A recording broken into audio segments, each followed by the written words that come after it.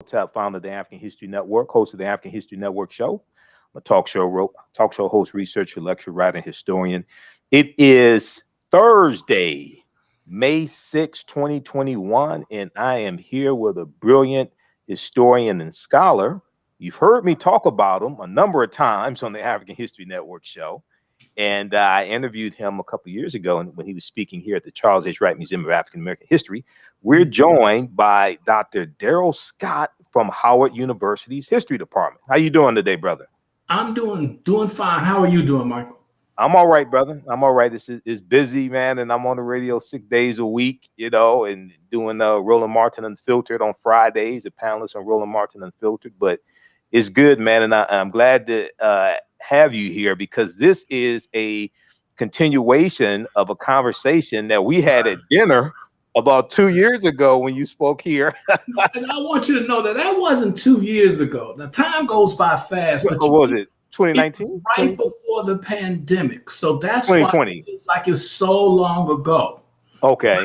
But it was really February of 2020. It's one of the last times I flew. So. Right, exactly. February 2020, right. So Asala brought you here, Association for the Study of African American Life and History, the organization that Dr. Carter G. Woodson co-founded September 9th, 1915 in Chicago. And we know he was the head of Asala. And they took you to dinner after your speech, and it was you, myself, and another historian, Jamon Jordan, who's famous here in Detroit, brother, and we had a long conversation. I know. Good people. And I'm a Chicago boy, and every time I go to Detroit, it feels like it's the same city. Okay. Yeah. There's so much in common. Absolutely. Well, I wanted to have this conversation, and what we're going to discuss today, everybody, is the 13th Amendment and mass incarceration myth. Okay, and 13therism is a term that Dr. Darrell Scott has coined. 13therism.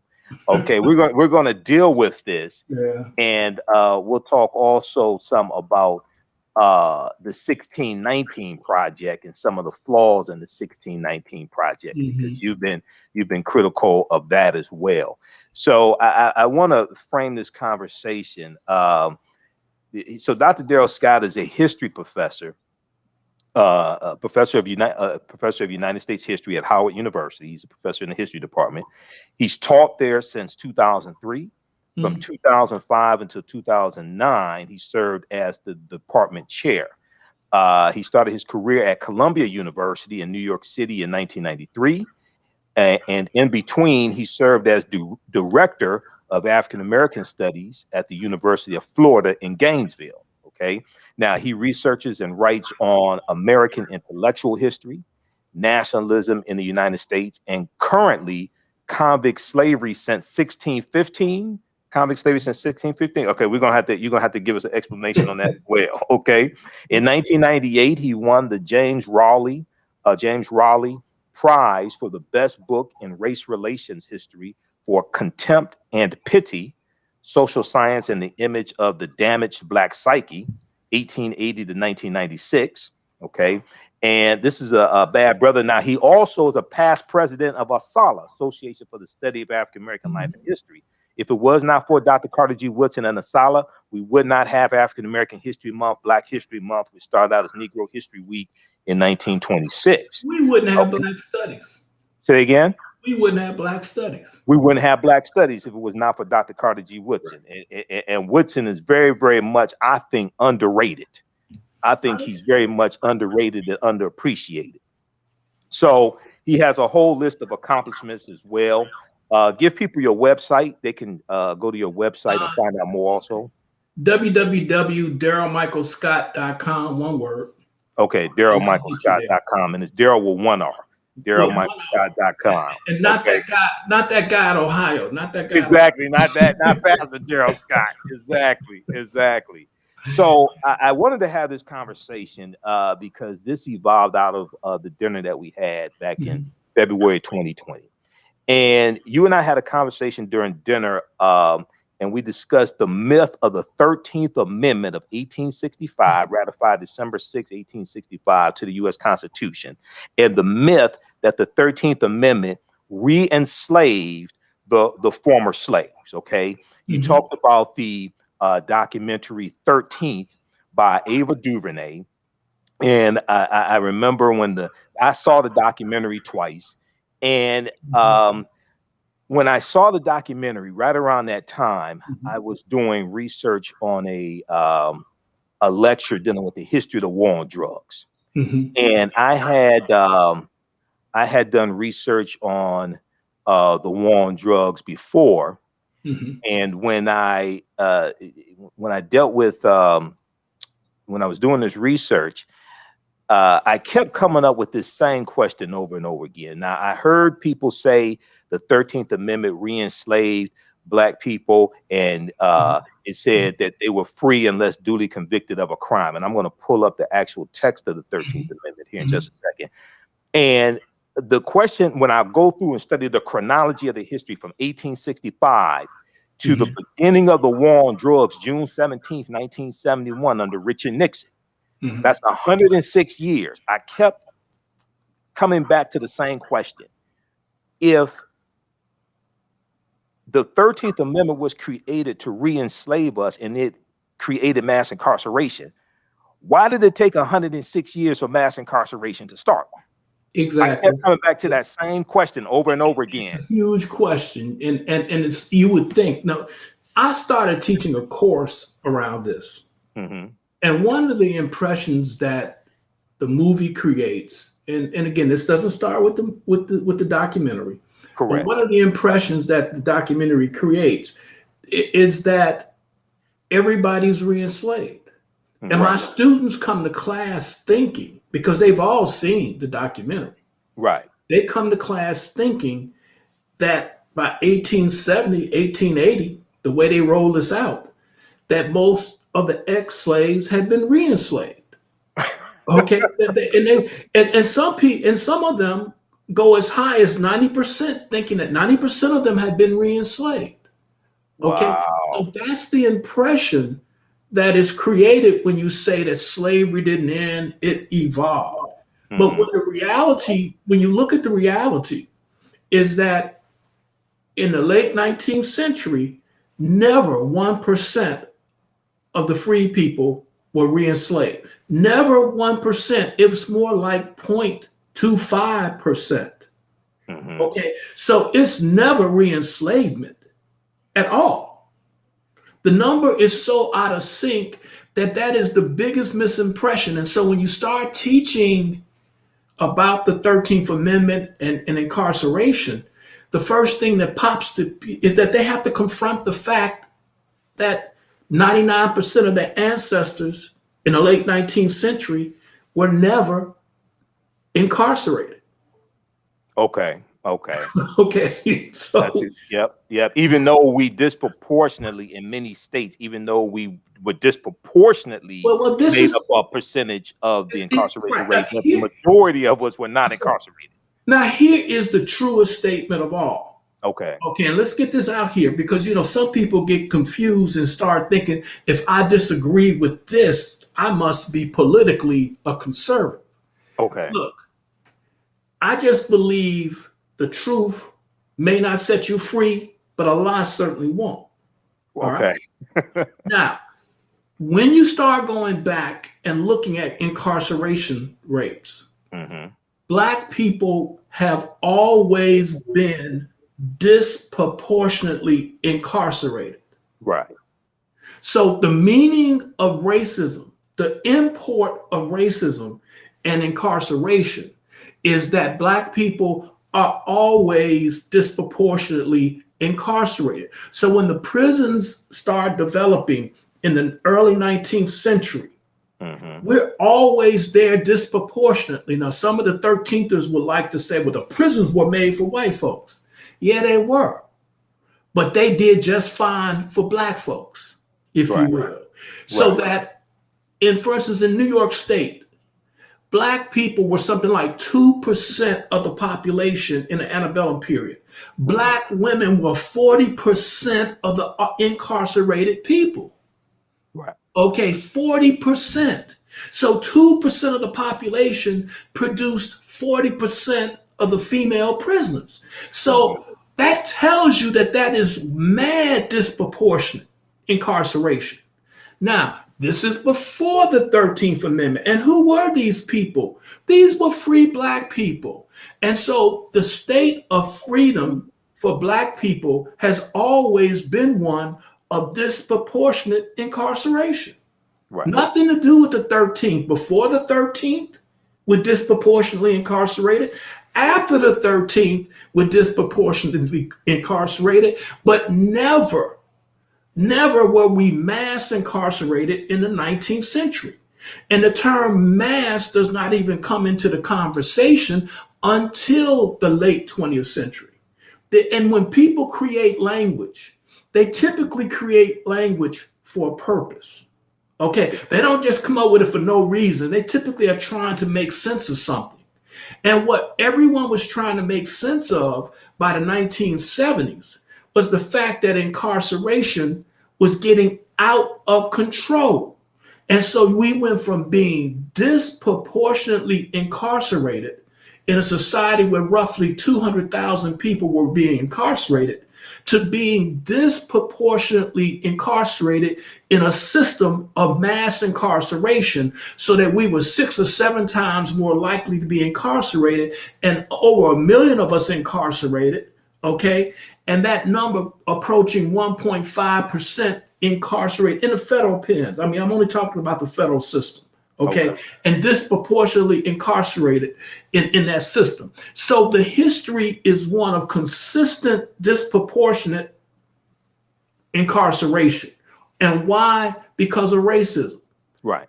Now, why anybody hauls the 13th Amendment into this conversation, I don't know. I mean, but it's like, I know why. And I say why, because it's a wonderful conspiracy theory. Right. So let me do this. Let me pull up. I have the text of the 13th Amendment here. And I encourage people to go to archives.gov, which is the official website of the National Archives, archives.gov. You can also go to loc.gov, which is the Library of Congress website, loc.gov. And you can read the entire U.S. Constitution. You can read the 13th Amendment. You can read all the amendments, the 27 amendments to the U.S. Constitution. So I'm going to pull this down also, the Chiron down there. So if we look at the 13th Amendment, the 13th Amendment is 2 sections. First section, section 1, neither slavery nor involuntary servitude, except as punishment for crime, whereof the party shall have been duly convicted, shall exist within the United States or any place subject to their jurisdiction. Okay, so people focus in on the party shall, or whereof the party shall have been duly convicted, and they focus on that and say that's a loophole. They say it's a loophole. Okay, I've heard well-known African-American historians say this, highly respected African-American historians, African Senate historians, I've heard say this. Okay, section 2, some friends of mine, okay, I've heard say this. A lot of my friends, I got some former students out here saying this. Yep. Now, section 2 says Congress shall have power to enforce this article by appropriate legislation. Okay. Now, the 13th Amendment was passed by Congress January 31st, 1865. It was ratified December 6, 1865, and adopted December 18th, 1865. Okay. Now, Dr. Darrell Scott, when I had a conversation with you and historian Jamon Jordan, we would talk, man, we talked for 2 hours at dinner. Yeah. You talked about the Northwest Ordinance of 1787. Right. And how that's crucial to understanding the 13th Amendment of 1865. Could you explain the Northwest Ordinance of 1787, please? Yeah, but let me first say something. Okay, go ahead. This clause is dealing with 2 kinds. Let's talk about 2 kinds of slavery. Okay. And let's just look at the language for a second. Okay. All right, involuntary servitude. Mm-hmm. I have not found in any document the phrase involuntary servitude prior to 1785, when Thomas Jefferson and a committee used the phrase to talk about Western expansion in general. Mm-hmm. That bill did not pass. 2 years later, the Northwest Ordinance passed, but it has this phrase involuntary servitude. And it also has the phrase slavery, except as punishment for a crime. Now, one thing I want to say is let's talk about two different kinds of slavery. Okay. Let's talk about chattel slavery, and let's talk about slavery, convict slavery. Okay? Now, chattel slavery is when you become property and you are owned for your life, and it is intergenerational, which means your status gets passed on through your mother to your children.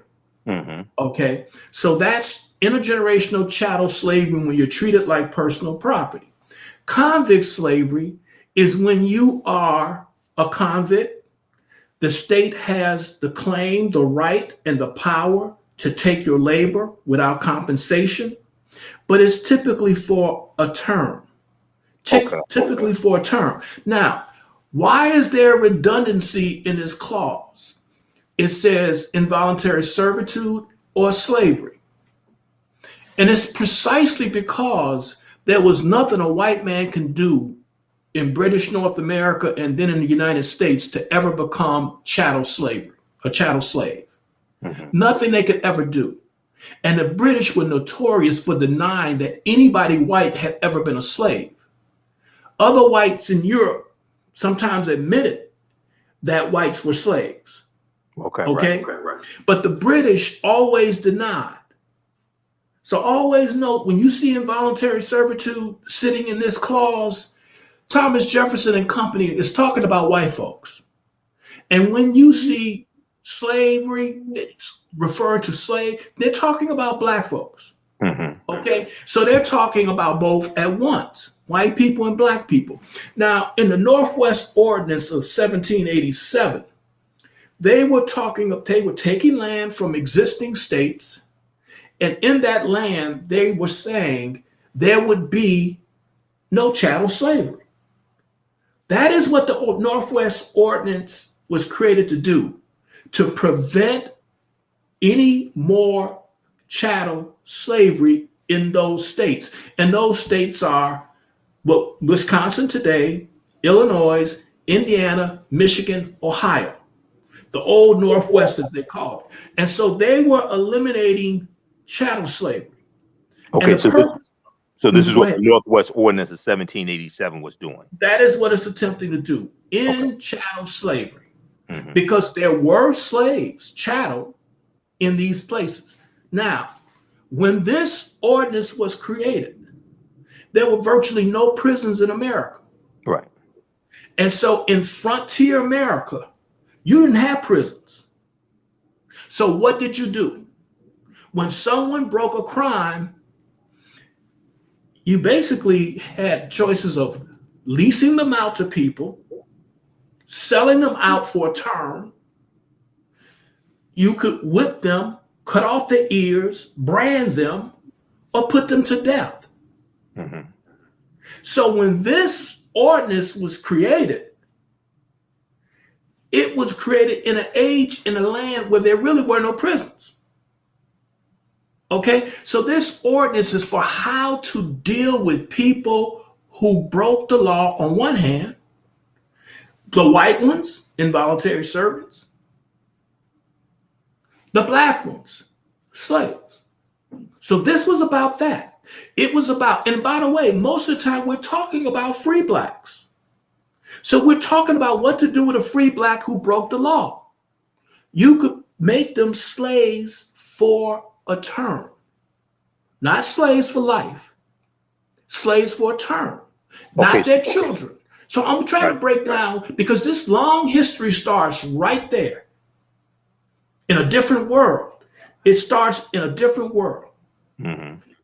Okay, now Jefferson wants to end chattel slavery. Now, people don't want to deal with this. He wants to end chattel slavery, and he wants to end the presence of black people in America. He doesn't want black people in America. Right. He doesn't want slavery, and he doesn't want black people in America. So if you want to call this clause something, this is a white nationalist clause.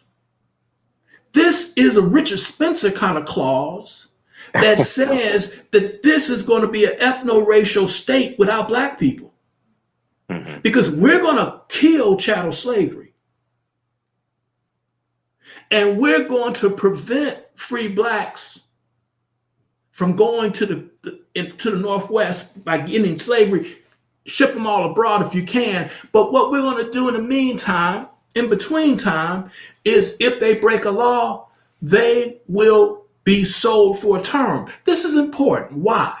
Because at this moment in history, black people in Maryland who were free, were being sold back into slavery when they broke a law because they didn't have prisons. Okay? And you could sell a free black into slavery for a term of years. Now, white people could be sold too. And in colonial America, white people were sold to other white people. Some white people were sold to black people, but they were never slaves. They were indentured servitude. Servants because they broke a law. Okay, so the whole notion then, remember now, when you deal with that, okay, so when you say white people, involuntary servants, that's white people playing skull games with white people. Okay. And when black people buy this kind of stuff, they're buying into the skull game. All right. So white people, okay, anyway, so white people are having mental sex with white people. Okay. I want to make it clear to you. Okay? Go ahead. Make it plain. Like Maafa said, make it plain. Black guy. I can sell you right next to the black guy. And I can sell you for 10 years to a black guy. Right. Okay. But you're not a slave. But that free black, he's a slave. And we're doing this because we don't have prisons. Nobody's come along with prisons. And our choices are few. And we kill you for a lot of things. We got 100 and something laws for which we will put you to death. So the prison is reform. So the prison is a system of reform where we're going to reduce the number of capital offenses, capital meaning we put you to death, right? We're going to reduce the number of capital offenses to a few, and we're going to spare your life and reform you, okay? So this is before all that comes along when this clause is written. The practical effect of this clause as time goes by, increasingly, it's proven effective in doing one thing. Okay. Killing chattel slavery. Wherever this clause is put in a constitution in the United States, and it's put in every constitution for a free state, every free state gets this clause, okay? Congress puts it in every free state constitution. So every new state has it, that's free. Old states don't have it. Virginia doesn't have it. Delaware doesn't have it, okay? Those original 13 don't have it. Michigan had it, okay? Ohio had it. Oregon had it. Iowa had it. California had it. So all the free states got this clause. And it is effective in doing what it's supposed to do. Kill chattel slavery.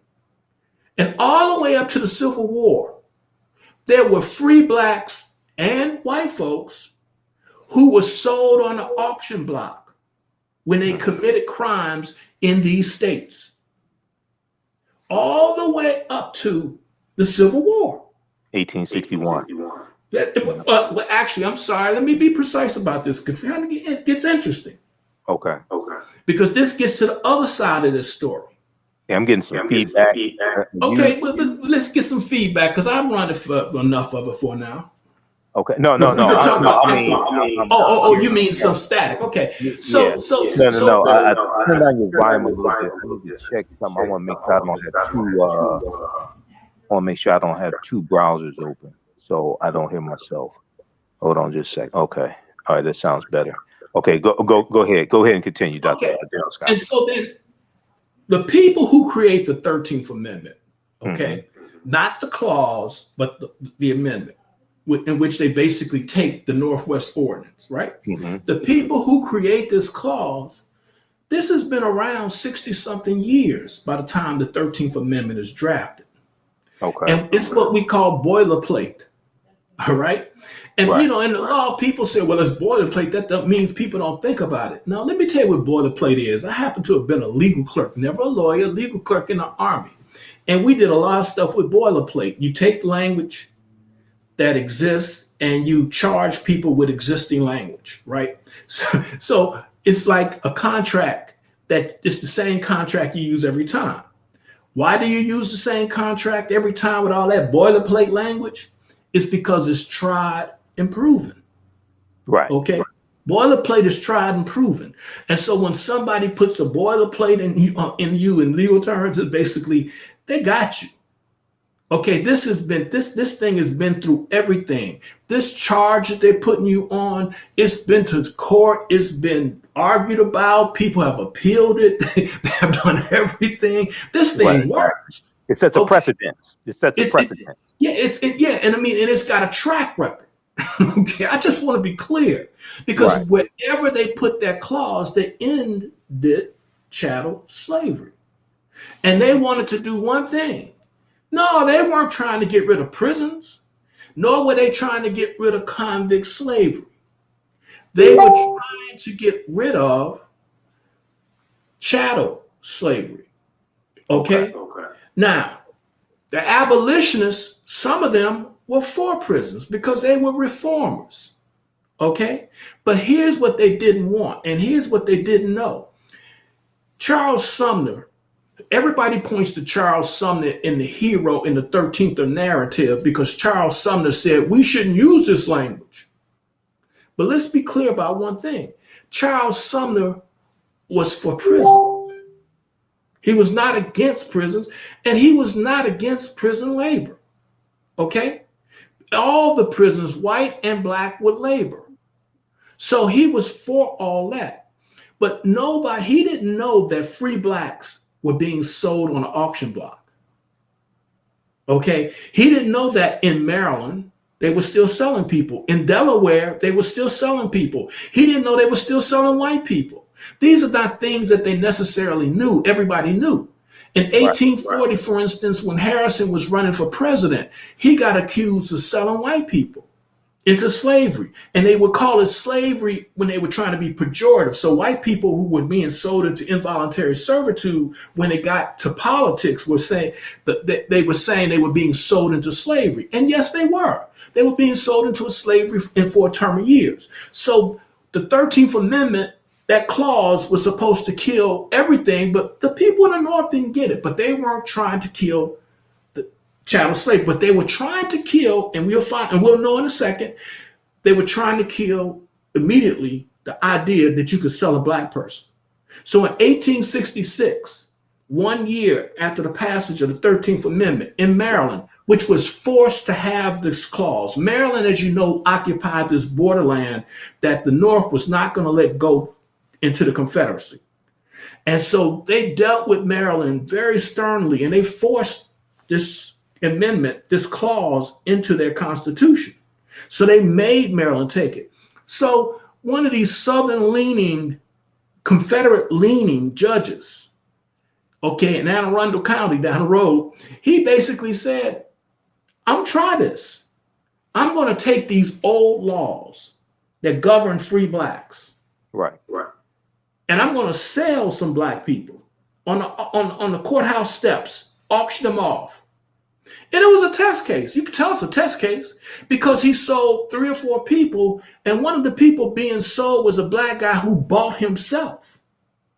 Okay, so brother got on the courthouse step and they say, look, to the highest bidder. And brother started bidding and he bought himself for $30. Okay, and so he was sold to himself as a slave for a term. Oh, you say, okay, so the 13th Amendment did have a loophole. Boy, Charles Sumner didn't know this was about to happen. He went off. And so did the rest of the radical Republicans. This is partly how you get the the Civil Rights Act of 1866. Right.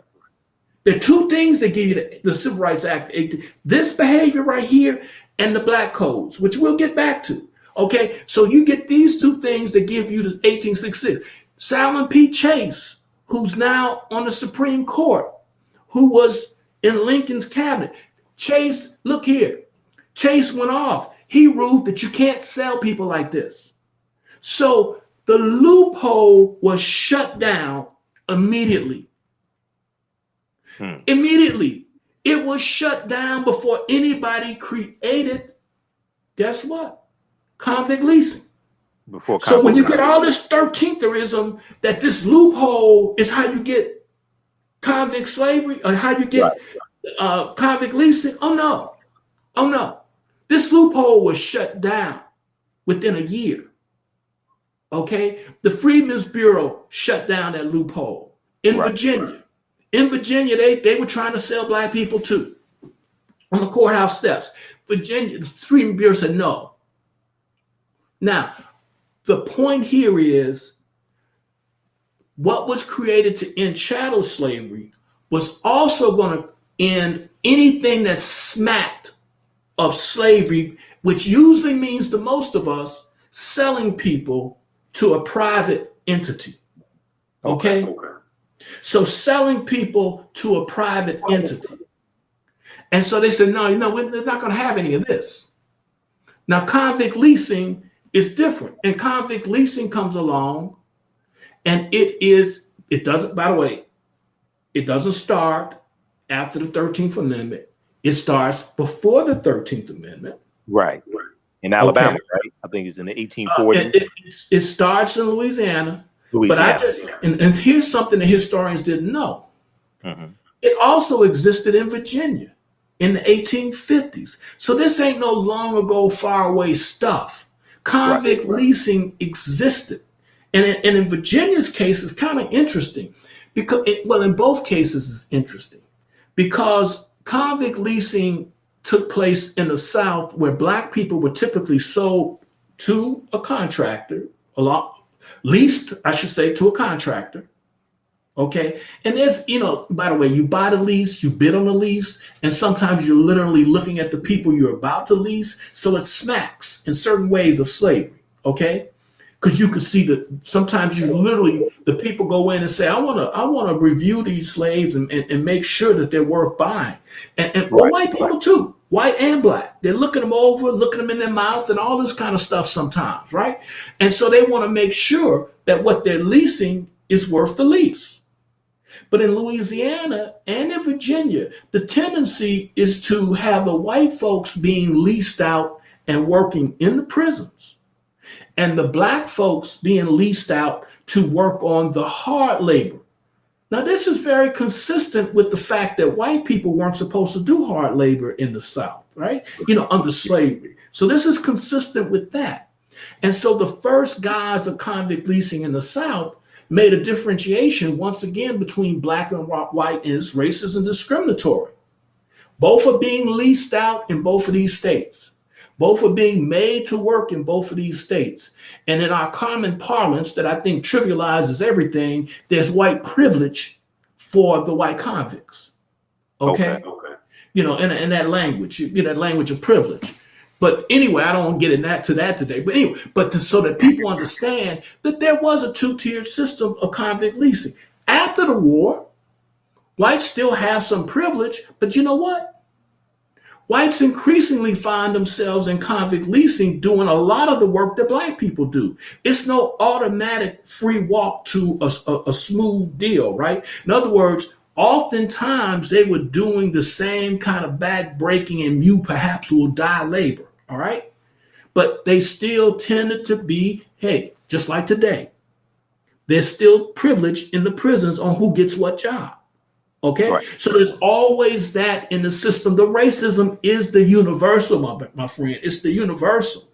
But what is there? So convict leasing comes along despite the 13th Amendment, because the 13th Amendment doesn't have any problem with hard labor for convicts. None. Zero problem. Okay? It ain't nothing new. The 13th Amendment does not create convict slavery. It does not. It goes all the way back to 1615. So it's nothing new. There's 250 years of there's 200 years of convict slavery before the 13th Amendment. Okay? You get me? It's right, 200, right. In fact, 250. So roughly 1615 to 1865, white people could be sold as involuntary servants to other people. So 250 years of it. So we know about the convict. We know about the indentured servants. Okay. Are you hearing me twice on your end? No, I'm not hearing you twice. Okay. Maybe it's just feedback on my end. And those watching, let me know if you're hearing me twice. If not, then the audio will come out okay then. So we know, and I think it's important. I held up this book here. This is Before the Mayflower by Lerone Bennett Jr. Chapter 2 of Before the Mayflower really helps to lay out this chronology of history, and it deals with white people being put into involuntary servitude. It talks about some free blacks who are going to own. I'm sorry. It talks about white people being put into indentured servitude. I should say indentured servitude. Go ahead. But let me clarify something. Okay. All right. Sorry. Historians have been very sloppy. Okay. And sometimes I think they're sloppy with a purpose. Okay. There's a way that we want to call everybody an indentured servant. Okay. So, and we get this impression that indentured servants came voluntarily. Mm-hmm. Okay. Right. All right. Not everybody came voluntarily. And it's really striking how we refuse to call a slave a slave. All right. Okay. So, but along with the volunteers who had their money to pay for their ship to the New World, see, if you had your money, okay, you just got a ride over and you went about your business. If you volunteered but you didn't have enough money, okay, someone would pay your way over and you were still a volunteer and you were leased out to somebody as a servant, usually for about 7 years. Okay, that's voluntary. Okay, servitude. That's voluntary servitude, and they were called indentured servants. Now, an indenture is a contract. Okay, it's just a contract, term for a contract. And so you say, I'll sign right here, and I'll do some time to get over there so I can have a new life. Well, some of the white folks who came did not come voluntarily. They came because they were convicted of a crime, often a petty crime, in England. And some didn't commit any crime. Okay, they were kidnapped, and they used to call it spirited away. Okay, and later on, after the American Revolution, when the British started snatching Asians and bringing them to the New World, they call it Shanghai. Okay, and so then you could be spirited away, you could be kidnapped against your will. Kidnapped is against your will, and put on a boat, and next thing you know, several months later, you're in America. Right. Okay. Now what happens? They sell you. You're no volunteer, you're sold. But the other way, and so by the way, if you didn't volunteer and they're taking your labor, my friend, I don't care if they call you an involuntary servant, you're a slave. You're working for free without compensation against your will for a term of years. Okay, now, the reason I bring this up, because again, I'm going to even argue with my boy Woodson behind me. Okay. It's because when you get these Africans, I was taught and believed until I started doing this project that those first Africans were indentured. Right. Here, check this. It's just very simple. Who you listening to about this? If somebody snatched you from Africa Mm-hmm. and you didn't speak English, they sold you when they put you on a ship. When you got here, they sold you again. Right. Now, you didn't sign a contract. You didn't speak English. You couldn't consent to a contract. And so what contract? How you call me an indentured servant when I didn't sign a contract? Okay? So you're not an indentured servant. You are working against your will without compensation. My friend, you're a slave. Mm-hmm. I don't care what they put in the law book. I don't care what the colony wrote down. And by the way, nobody has ever seen what the colony wrote down. Nobody's ever seen one of these black people's indentures. No one's ever seen one. All right? Okay, so we are speculating and we are inferring from cases that come to the court. But beyond inferring, I'm going to say, even if somebody did treat you like an indenture, that doesn't make you an indenture. You didn't sign an indenture. You didn't volunteer nothing. They took your labor. They took you twice. They took you from your native land. They put you on a boat. So you're a slave. So those first Africans were slaves, right? Alongside some white folks who were convicted. Because in England, by the way, they were letting some convicts in England come over rather than what? Putting them to death. So the king was vicious. The king would say, you stole something, you burglarized something. Oh, that's a capital offense.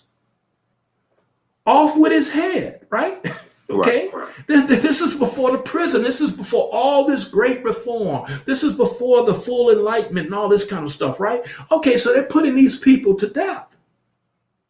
Then comes grace from the Lord, if you will, the king, which is to say, we're going to send you over here for 20 years.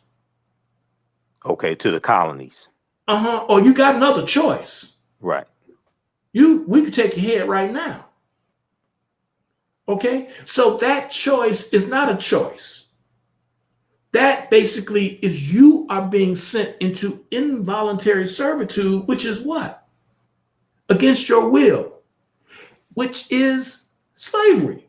Mm-hmm. You're going to work for 20 years against your will. Okay, because you committed a crime. It could be vagrancy, which means you could be no way to show that you had income. And they could just snatch you up and say, hey, we're going to send you over here. And then you could be sent over by kidnapping and they can still give you 20 years. So my point to you is that they got white folks right beside these black folks in early Virginia and Maryland who are nothing but slaves, convicted and treated like convicts, sometimes just stolen, and they're going to spend some years, okay, working for somebody without recompense. Right. Okay, so that's why I use the term convict slave. And so convict slavery is an institution that's 250 years old when the 13th Amendment comes. Okay. It started nothing. And I know chapter 2 of Before the Mayflower by Lerone Bennett Jr., he lays out some of this history. Mm-hmm. And he did. This is before chattel slavery evolves in like the 1600s. That's right. We don't even fully have chattel slavery. But here's the truth about this. Now, again, mm-hmm.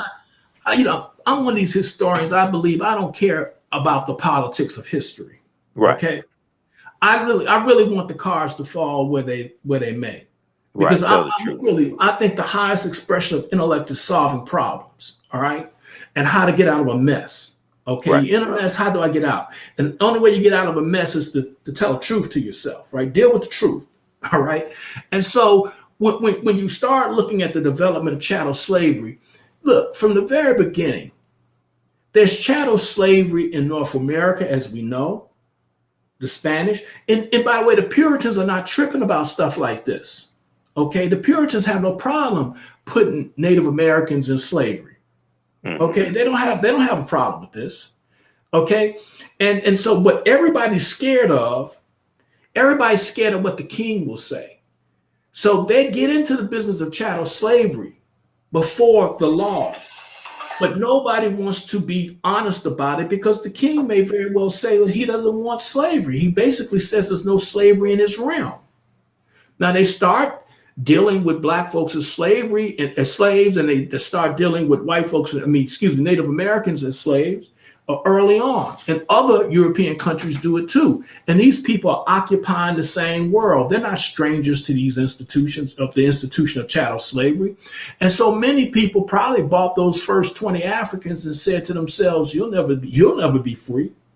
Okay. And subsequent ships that came along, virtually nobody was free, right? In other words, let me just tell you them, so there's this very short window in which Black people had a chance to get free, when they came over here.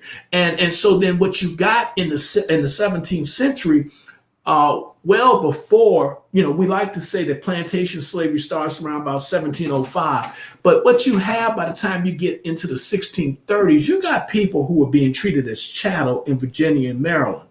Okay. Even though these cases don't start busting up to the courts until the 1640s and so forth. Okay. Right. So don't think that there's no chattel slavery until then. It's a very short window. So you're really talking about something like 10 to 15 years. Okay. This is a period of time shorter than 9/11 to now. Right. Right. So you have the treatment of African people as chattel slaves before you have the codified slave laws actually in place. Absolutely. Yeah. And then you look at Massachusetts is going to be the first colony to have codified slave laws in 1641, but this is before the colonies start having the chattel slavery codified laws in the 1660s with Virginia and Maryland. Absolutely. So in other words, sometimes, look, there's a way in which we can make too much of laws and too little of laws, because what we're really looking for is what was going on the ground. Right. Okay. That's what we're really trying to find out. And the law is just one way to find out what was going on. And sometimes it's not a good guide for what's going on. Okay. Sometimes the laws can tell you how things are, and you get on the ground and, for instance, you have laws against intermarriage and all this, and you can look around and find people who, married sometimes. So you can see things that just are not with the law, because oftentimes the question is, how are the laws being enforced? And so there's practice, there's law, and sometimes there's discrepancies between the two. And what a good scholar does is that you look at practice and law and you discuss these kind of things as openly and with as much detail as you can so that people get a sense of what was going on. Right, exactly. You were quoted in the article from USA Today back from February 8th, 2019. 1619, 400 years ago, a ship arrived in Virginia bearing human cargo. And you talked some about what you just mentioned here. We're going to come back to the Northwest Ordinance in just a minute in South Carolina. But I'm saying, you changed your mind. That's what I was coming to. That's right. And it's not that the history changed, and I have the article up here. That's right. I talk about this, and I have thousands and thousands of articles I teach from this. But it's something very important in here. I'm going to scroll down to this. You talked about, so for just so people understand, it's a tricky history dealing with that 20 and odd Africans, and the reason why it's a tricky history is because they are captured from what's present day Angola. They are put on a Portuguese slave ship called the San Juan Batista. It's about 350 of them. The San Juan Batista is going to be hijacked by English pirates around Veracruz, Mexico. They're going to take about 50 to 60 of these Africans off the San Juan Batista, put them on two English pirate ships, the White Lion and the Treasurer. The White Lion and the Treasurer come into Point Comfort in Virginia. Okay. Now, and from my research, it wasn't Jamestown, Virginia. It's actually like present day Hampton, Virginia. Okay, but they're coming to Point Comfort, and then August 20th, 1619, 20 and odd Africans on the White Lion are going to be exchanged for food and water and supplies. Okay. Absolutely. Now, when at 1619, they don't have codified slave laws in any of the 13 colonies. And they don't even have a Virginia Assembly, right? Okay. And then from my research, they're going to be now they're captured. They're captured by the Portuguese. Right. It's against their will. Exactly. They're put into for my research, they're put into in Virginia, they're put into a form of, say, involuntary indentured servitude, because they're going to be released after a number of years. Okay, now but it's against their will. Go ahead. Yeah, that's right. Well, you've heard my spiel, and you can see again. Historians change their mind. Okay, when I first dealt with this issue years ago, I up until 2019, right? I had the position that they were indentured servants. That's what I was taught. By the way, that's what Carter G. Woodson argues. Okay. So this has been argued for over 100-something years by scholars that they were indentured servants, right? Now, you rightly point out that they're involuntary indentured servants. But let me suggest this to you. Sure. There is a concept that existed time immemorial of slavery for a term of years. Slavery for a term of years. All right. If you are being held against your will today and being forced to work, whether it's in the United States or whether it's in Africa or whether it's in Asia, we call that slavery. It's called slavery because you are being forced to work against your will without compensation. Now, we can say that's involuntary servitude, or we can say that is slavery, and oftentimes it's for a set of years, for a term of years. So some of these people, and this is how I put it now, were treated like slaves for a term. Some of them were treated like chattel from day one, in the sense that nobody intended to let them go. See, we don't know for certain what their status was and what people's intentions were. But it plays itself out fairly quickly. So by 1826, right? If they're getting the 7-year treatment, right, it's over. 1826 or 1626? 1726. 1726. They should be gone. They should be on their way, right? They should be free to go. I mean, do whatever you want to. It's been real. You did your 7 years. We know that's not the case. So we know that some people are being treated differently, and it's probable that a lot of these white folks who were holding them were trying to hold them permanently. They just didn't know what to tell the king because it was unclear what the king was saying. So it's speculative, but I'm going to say this. If I was holding you, I wouldn't be running around Upper Marlboro where I live telling people I got you in my basement, because I know that's illegal. But if it was uncertain, I still wouldn't tell anybody. You follow me? I wouldn't tell anybody any of this. And that's what's going on in some of these places. We don't want to necessarily alert the king to any of this. But they know it's happening elsewhere. Right. And at the same time, you have different things taking place at the same time when you go up until the 1660s. But even after that, because you're going in the various colonies, you're going to have free African Americans who can vote and own property. Okay. And then we're going to see that phased out and those rights taken away from them as well. And by the way, some of this doesn't take long. I mean, everybody knows that these free Africans are being discriminated against. I mean, Anthony Johnson, the first black slaveholder, the first black person we know who got his freedom, also ended up being a black slaveholder. Well, we also know that when he died, they took his property from his family.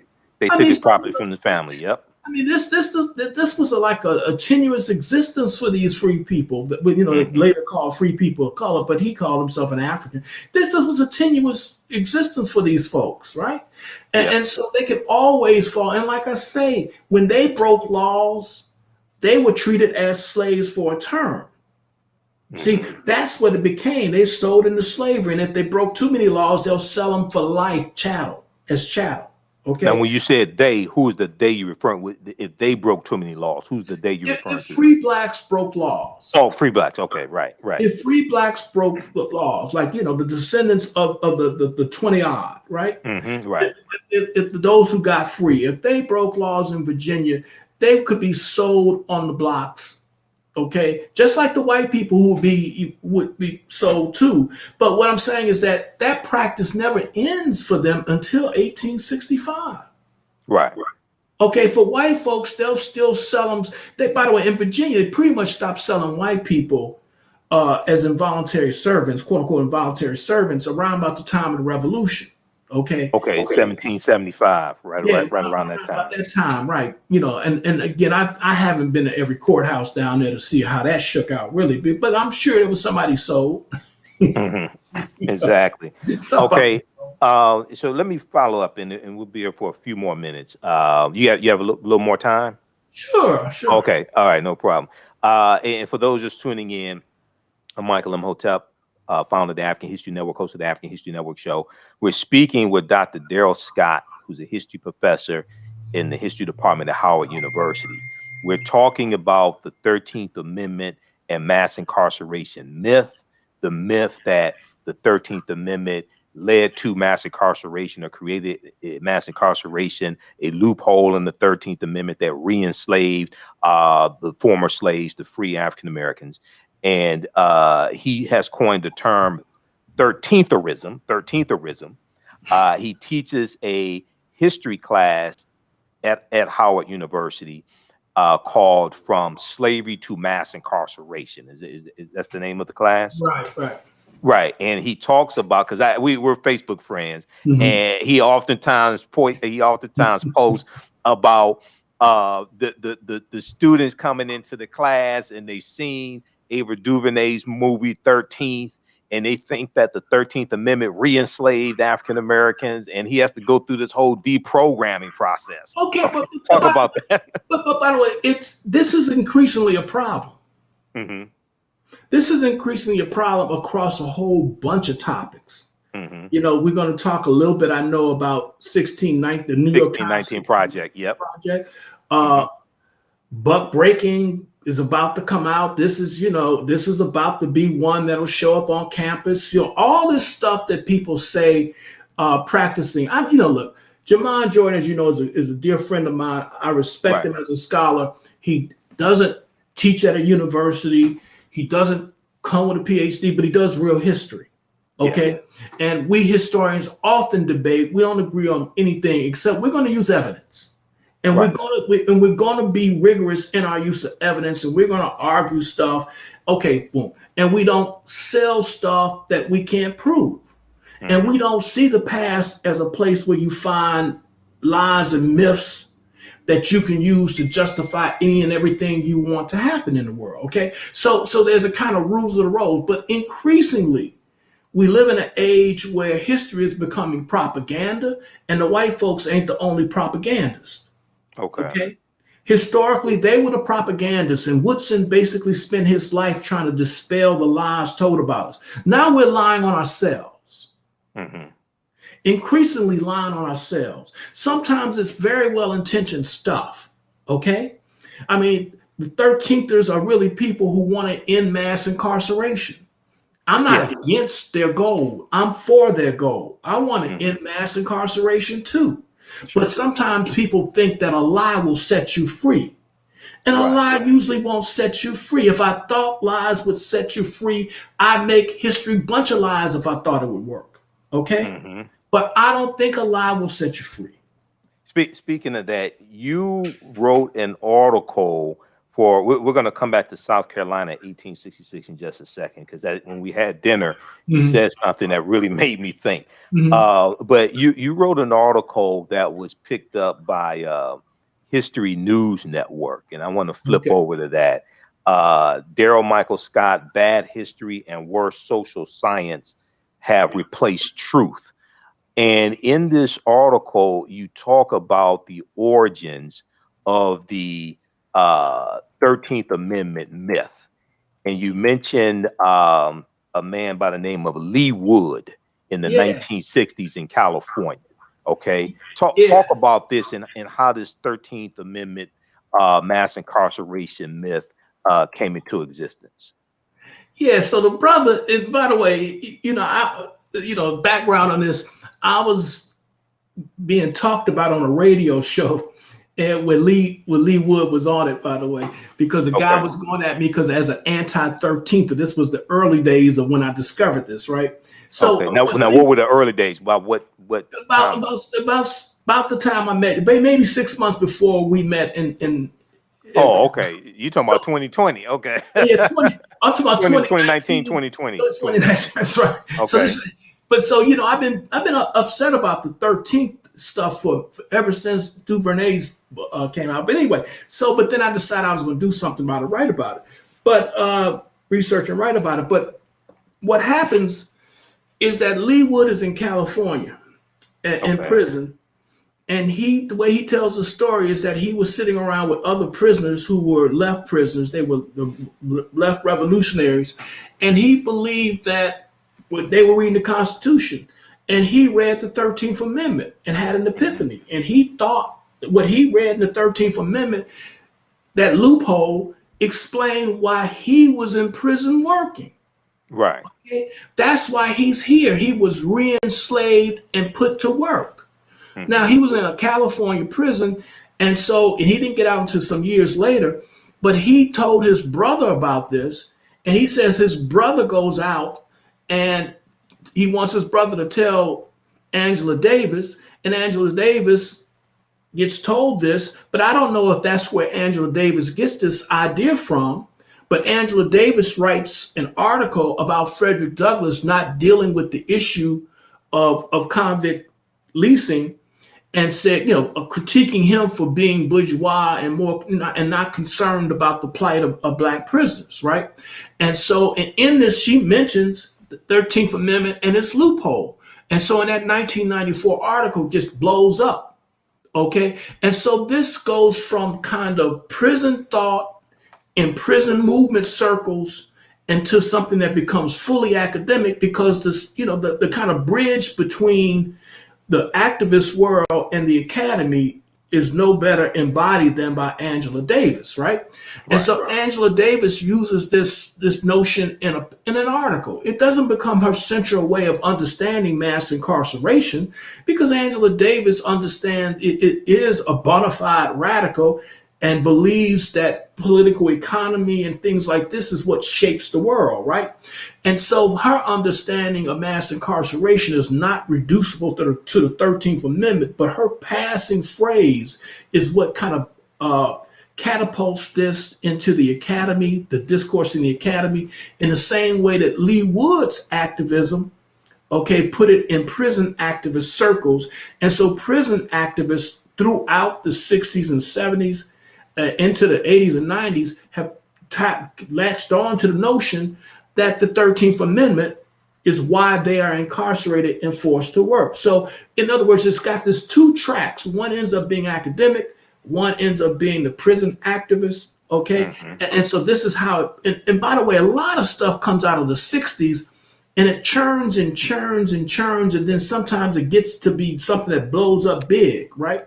And so an idea that comes out of the late 60s and early 70s becomes the basis for our politics about abolition and other things by the 2010s and so forth. So it's kind of a fascinating story. Right, it snowballs. That's right, how this snowballs and grows, right? And so that in and of itself is fascinating as an intellectual historian, right? So you trace the 13th Amendment mass incarceration myth, the link between the two. You trace that back to an incarcerated activist named Lee Wood in the 1960s in California. Okay. All right. That's interesting. And see, once again, I back in 2016 when Harper's Bazaar Weekly had their cover story. It was, I think, April 2016. They had their cover story called "Legalize It All," and it was about the history of the war on drugs and Richard Nixon's war on drugs. And the journalist Dan Baum, Baum, talked about an interview he did with John Ehrlichman years before, who was Richard Nixon's domestic policy advisor. And Ehrlichman went to prison for 18 months, federal prison, for his involvement in the Watergate scandal. And Dan Baum said that John Ehrlichman told him that the war on drugs was a war on two populations. It was a war of Richard Nixon's war on drugs. Richard Nixon declared his war on drugs June 17th, 1971. He said it was a war on the anti-war effort, the anti-Vietnam War movement, the hippies, things like this. And it was a war on the African-American community. And he said they associated heroin with the African-American community. They associated marijuana with the anti-war movement. And he said by doing this, they said, you know, you could target their organizations. You can run these news stories about them on the news. You can incarcerate them, things like this. And so I was studying like the whole history of the war on drugs and drug laws going back to the 1875 anti-opium laws in California, targeting Chinese men working on the railroads. And once again, the question I kept coming up with, because I saw Ava DuVernay's movie that came out in 2016, and I kept hearing even before that, you know, Michelle Alexander and the new Jim Crow. She has two explanations, right? It's at once the new Jim Crow, and it's once it's 19. She's a 13th and a segregation. She has both metaphors at work, right? Okay, in the new Jim Crow, yeah. See, and Michelle Alexander, and I read her book as well, and you know, she pushed this as well. And then the question I kept coming back to, and this is what we talked about when we had dinner in 2020. If the 13th Amendment was created to re-enslave the former slaves, re-enslave African Americans, and create this mass incarceration, what have you, why did it take 106 years for mass incarceration to start? Because it was nobody's intention. Exactly. It was nobody's intention. Now, you talked about South Carolina in 1866, and you talked about when we had what you're about to mention. Yeah, you're talking when about we had dinner, South Carolina, and they didn't have a state prison until 1860. Talk about that. Yeah, well, again, in the South, you know, a lot of people didn't believe in spending money on prisons. Okay. Yeah. Well, you know, as I tell my students, they'll convict you of a crime, 100-something odd crimes, and then take you out back within a week and do you up. In other words, they'll put you to death.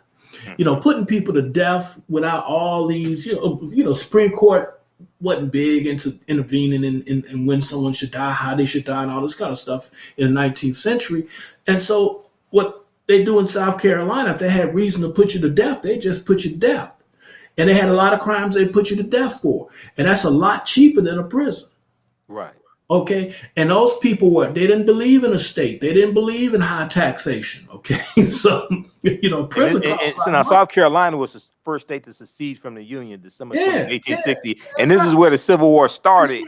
That's right. April 1861. That's right. And so they started discussing, at the same time that they started discussing the black codes, they started discussing a prison. Now, when you're discussing a prison, by the way, you're not discussing convict leasing. Okay, right. Because convict leasing, as we know it, is when you're selling people to private owners entities that are going to take you out to work in the field or in a mine or on a road or something like this. Corporations, things like that. That's right. So you're going to, let the people take control of. So when you build a prison, particularly at this moment, the whole idea was that you were going to house these people. And they said that you're going to emancipate these Negroes, and now they're going to commit more crimes. Because there have been criminals all along. By the way, this whole notion that black criminality was something that comes in after the Civil War, The notion that blacks were criminals is an antebellum notion that goes back all the way, right? Right, So before the Civil War. Antebellum before the Civil War. Oh, yeah, before the Civil War, right? And so it just becomes a scientific discourse about criminality in the late 19th century, but nobody ever needs science to call somebody else criminal, right? You didn't need science for that. So they've been calling black people criminals all along. And so they were saying that black people would be free and there would be more criminals. And then they got together and said, we're going to have to build a prison to deal with this black criminality. They built a prison to hold 100 people. There were over 400,000 black people who were in slavery in South Carolina. And they built a prison that would have 100 people. Right. Okay? Nobody's thinking mass incarceration. Right. Nobody's 1866. 1866, the year after the Civil War ends. About re-enslaving 400,000 people. Right. This is utter nonsense. Okay, and it plays on the fact that we think they're criminals. We need a prison. Well, how many are you gonna have? You got 400,000 black people who are about to be freed. How many criminals you think you're gonna have? How big is your prison gonna be? We'll have 100 cells. Okay, so no, they're not thinking mass. When they said the Negro was more criminal, they meant relative to whites, and they didn't need a prison for whites. And when the whites got out of control, they just put them down. They need it for the free blacks now that they're going to have more of them, right? And how many do you need? 100. Yep, they had 100 beds, 100 cells, 100 cells, 1866, South Carolina. They're going to build 100 cells. This just goes to tell you there's nobody's mind that they're going to re-enslave 90% or 100% of black people. Okay, this is just mythology gone mad because we think, watch this, we think that if we can draw the link between slavery and mass incarceration, we can convince white people that slavery is existing and it's evil. And white people, they agree slavery is evil. Let me tell you something. That assumption is not even a good assumption. Okay.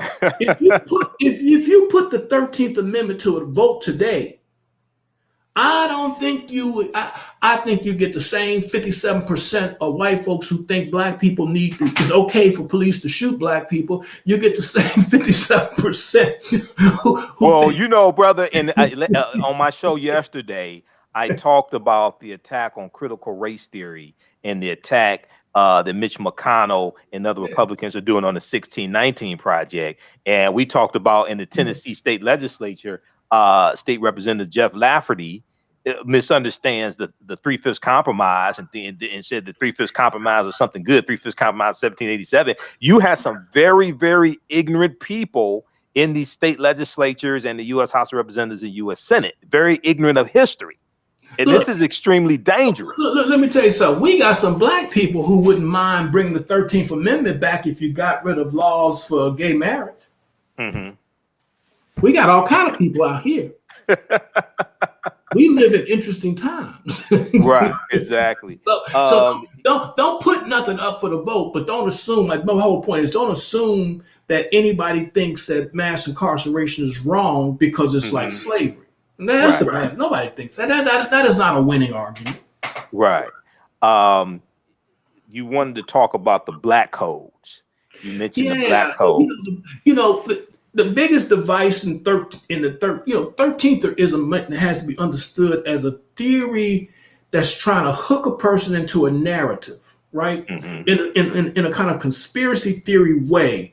And so then you got to have this proof that people are trying to re-enslave black people. So the way you do it is, of course, you say there's a loophole in the 13th. So that's the first device that they point to, that loophole. And then the second device they point to is the black code. And so the black code was created to re-enslave black people. That was the mechanism. So in that narrative, in that myth, in conspiracy theory, the Northerners, who had just beat the Southerners in a war, right? Okay, 500,000 people dead, okay? But they're in cahoots in the 13th narrative to re-enslave black people. Okay, You know, that's a conspiracy between the white man, North and South. Okay, so now they come up with the black codes, and you get celebrated people talking about these black codes as if that's how they're re-enslaving us. The black codes don't last a year in most places because the 1866 Civil Rights Act is striking them down. The Freedmen's Bureau is striking it down. The 14th Amendment strikes them down. A Supreme Court decision by Salmon Chase strikes it down. So the black codes are wore out, okay, before the first convict lease system starts. If I'm dead, I can't give birth to you, okay? So the black codes have nothing to do with convict leasing. And so this big myth, so you go from the loophole to the black codes to mass incarceration through the convict lease system, okay? And the truth of the matter is, as we talked about, fewer than 1% of black people are in the system. Now, by the way, and let's just be clear, you want no part of the convict lease system. Sure. Okay, the convict lease system was a death trap quite often for people. Okay, many went in and most did not get out. It could be a death sentence, and so nobody wants it. Now, another thing about that system people need to know is that it was brought down much sooner than these people will let you think. You know, they like to say Alabama 1928 is the, when it ends. By 1913, it's over for the convict lease system everywhere but Florida and Alabama. Okay, so the system is broken by then. And interestingly enough, the system is broken by who? The generation of white nationalists who brought you disenfranchisement and segregation. So the people who are the die-hard white nationalists in the South ended convict leasing. Now, this was not philanthropic. Okay, I mean, let's never get any of this stuff twisted, right? This is not about the morality of white people. In this particular case, this is about white people being at odds among themselves again about who was going to be in power. Okay, and so then you had one generation of people who thought that the laws were working for the rich white people of the South against another generation that was populist, talking about the small white man, people like Pitchfork Ben Tillman. Pitchfork Ben Tillman. Yep. Pitchfork Ben Tillman, and Pitchfork Ben Tillman. By the way, and there's always black people. There's always, at this point, he's the governor, but there's always black people who agree with these kind of people about a lot of things, right? And so Pitchfork wants to end convict lease, but he also wants to end black voting. And just like you got these Trumpists today who are playing with getting disenfranchised and black people by rolling with Trump, okay? Okay, there were some black people who rolled with Pitchfork and said black people should be disenfranchised. Okay, they were black Tillmanites. And so you got, and then, throughout the South, and throughout South Carolina, there were black folks who were Democratic Party in Alabama. And so some of these people were all for it. And what they would have told you is that, these same people were against things like convict leasing. So it's always complicated, but folks who are sometimes agreeing on some issues find themselves in bed with the hardcore white nationalists. Right. Speaking of Pitchfork Ben Tillman, people can read this article. There's an article from Slate.com from a few years ago. It was regarding, it's February 2017. It's regarding Senator Elizabeth Warren. And when Senator Elizabeth Warren was silenced in the U.S. Senate, and it ties into Pitchfork Ben Tillman, rule used to silence Warren.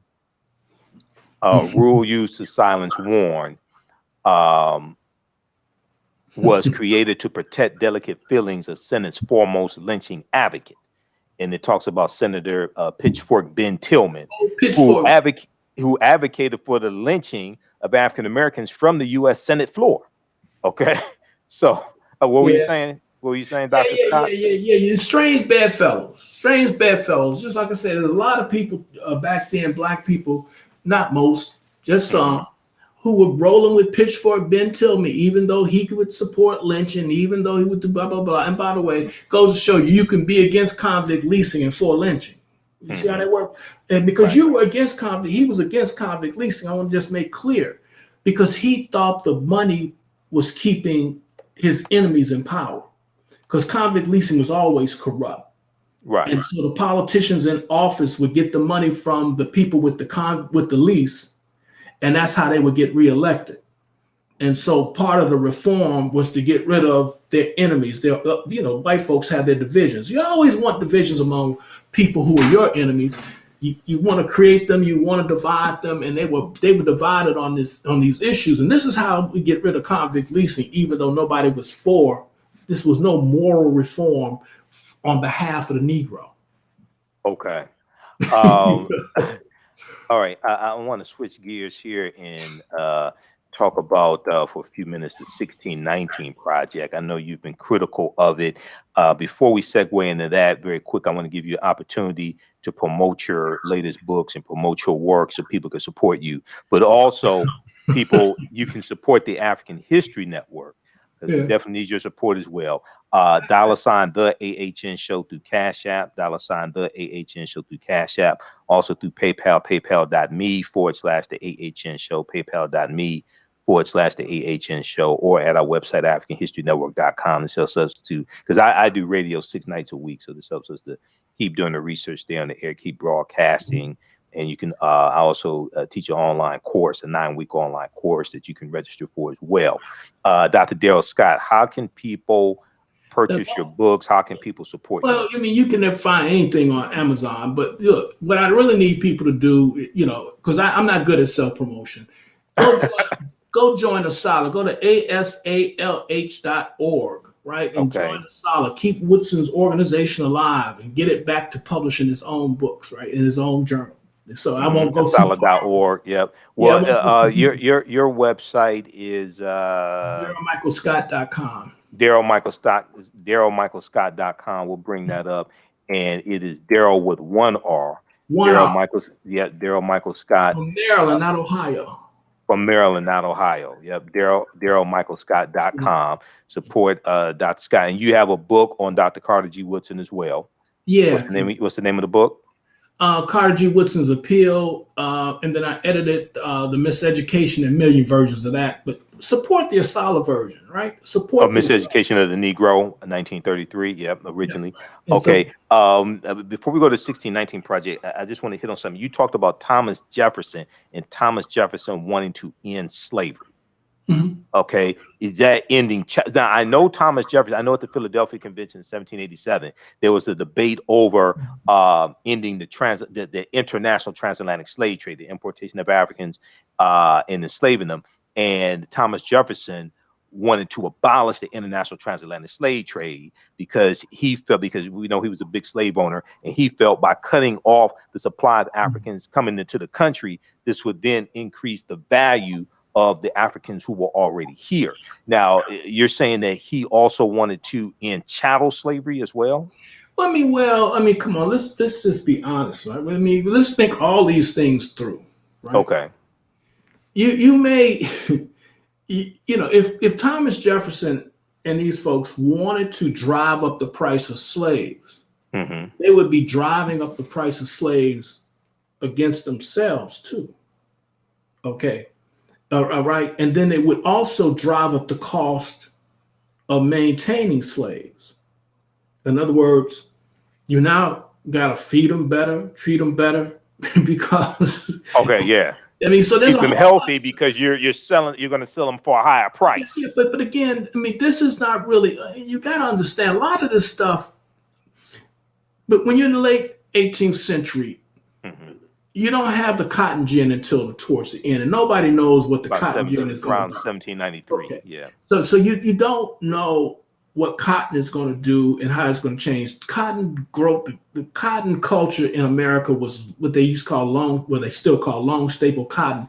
And it was done primarily during the Revolutionary era in South Carolina, on the Sea Islands primarily. So what we're really dealing with when you talk about slavery at this point in time is tobacco slavery.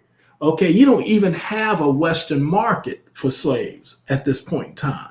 In other words, we end up with this great migration of slaves to the Southwest. Remember, Thomas Jefferson is the one who's trying to prevent the movement of slaves first to the Southwest. So he puts a bill forth in 1785 trying to end the movement, to end slavery in what becomes Georgia and what becomes Alabama. I mean, excuse me, not Georgia. What becomes Alabama and Mississippi? He's trying to end that. He doesn't see slavery. He doesn't. And then when they do all this, they don't even have Louisiana. And so at this point in time, right. 1803 Louisiana Purchase. So then you don't. He's not out here trying to perpetuate slavery. He thinks he wants it to come to an end. Okay, and he wants the black folks who are here to be colonized abroad. So you would free the Negro and you would colonize him elsewhere. Get rid of him. White nationalism, baby. That's real white nationalism, all right? And so he wants them gone. Right. All right. So this whole notion that he's doing it to increase the value of slavery, no. I mean, it sounds reasonable enough, but there's no evidence to really sustain that, particularly when they passed these, this law, right, during the Constitutional Convention and agreed to end the slave trade. Okay. Well, they put the 20-year clause in. That's Article 1, Section 9, Clause 1, the 20-year clause. That's right. And so when they make this deal, this is pre-cotton. Right. And at the same time, he's trying to end slavery in the South. I mean, stop slavery from expanding. And so, again, I don't have any vested interest in the morality of any of these cats. That's not ever what I'm talking about. I don't think history is a morality play. But I am trying to say that when Jefferson is dealing with black folks, okay, not only is he a hypocrite most everywhere you turn, he's also really wants a country that is made up of Americans and assimilated Native Americans, okay, who amalgamate with white folks. And he has no place for the Negro at all. Mm-hmm. Okay, that's his dream world. He and Richard Spencer. Yeah. You get me? They see the same vision, ethno-racial state. Right. Okay, where he incorporates Native Americans. Richard Spencer coined the term the alt-right. He coined that term, but he also, he's big on the ethno-racial state. Right. And he was the mentor to Stephen Miller, who was in the Trump administration, advised in the Trump administration. And the vision is no more Negroes in the United States. Right. No more black folks. No more black folks. Exactly. And so no, I'm not trying to sugarcoat old Tom Jefferson at all. Right.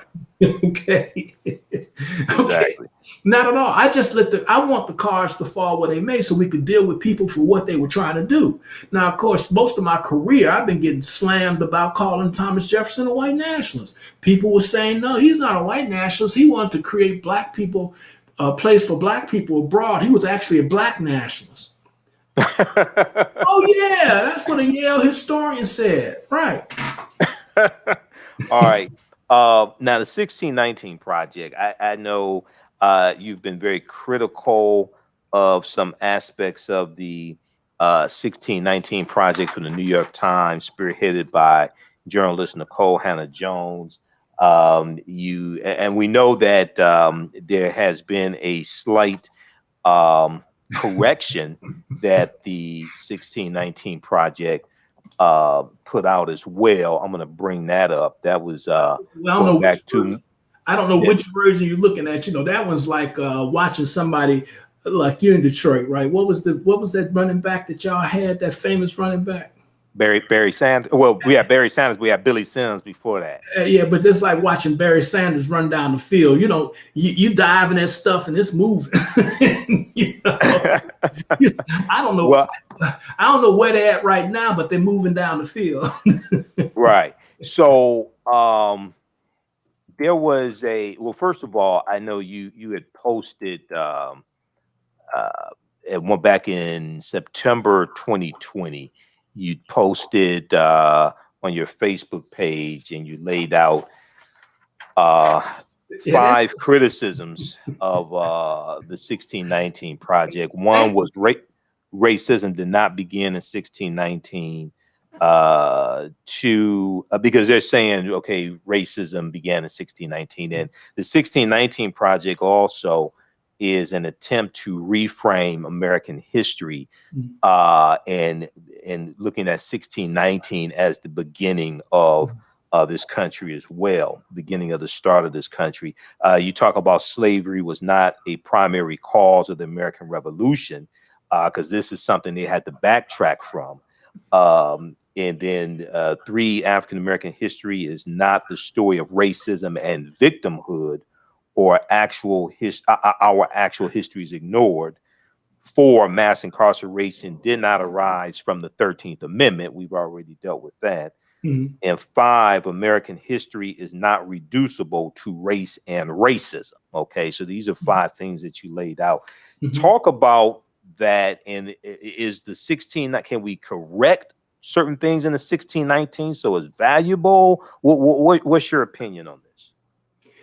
You know, one of the most unfortunate things is that anytime history gets caught up in politics, everybody feels the need to run to protect the people left or center, right? Okay.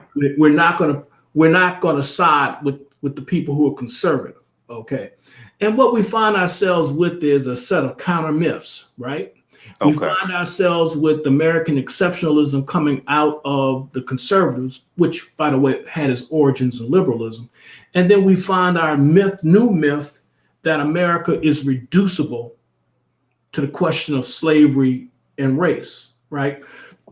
And that in this whole thing, not just America is reducible, that Black people in our history is reducible to America, is reducible to slavery, is reducible to victimhood. So this is what the project is pretty much putting forward.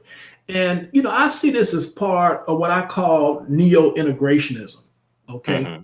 I mean, a lot of people like to see something militant and radical in all this, but what you're looking for is people who are so upset with the gap between American exceptionalism and reality that they want to hold white folks, it works with other folks, want to hold white folks so accountable that they are willing to say that we are the center of the experience. You cannot talk about this country unless you talk about how you've oppressed us.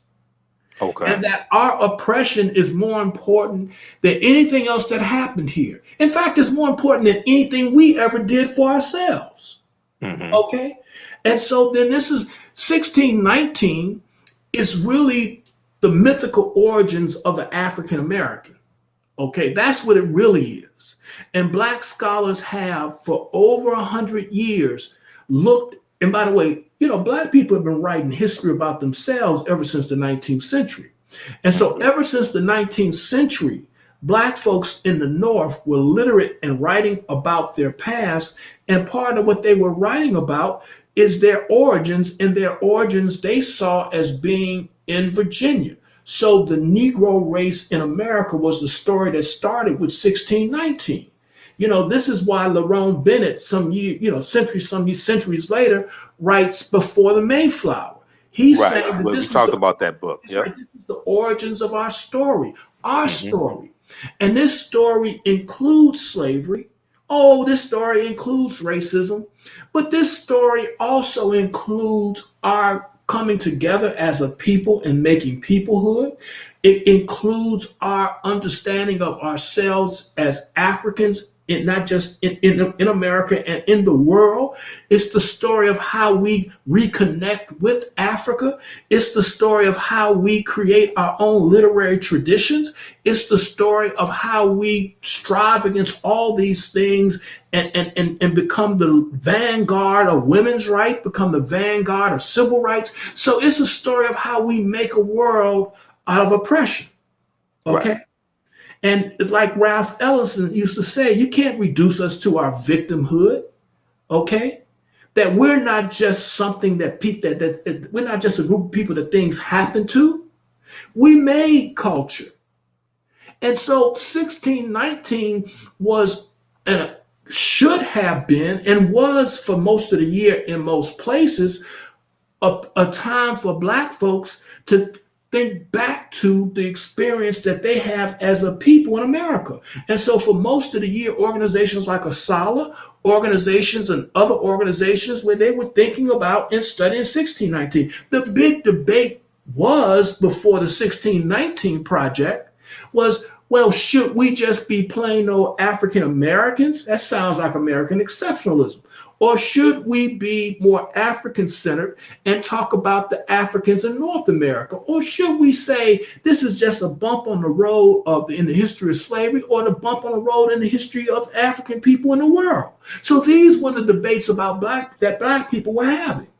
Then all of a sudden, okay, the New York Times comes out with this New York Times magazine. Now, I'm going to tell you, Black people love themselves some stuff that comes out of New York City. Okay, they love themselves some stuff that comes out of New York Times. Everybody wants to be, so many people want to be in the New York Times. They live to have an article there. They live to be quoted there. They live to be in Broadway. You live to, you make your career among Black folks by being celebrated in New York. Okay. Right? All right. You're nobody unless you're in the Village. You're nobody in Harlem unless you've been to the Village. You know how we do this stuff, right? Right. And so then everybody's excited. Everybody who had criticisms of 1619 all of a sudden was celebrating the New York Times treatment of Black people, even though Black people were being reduced to victims.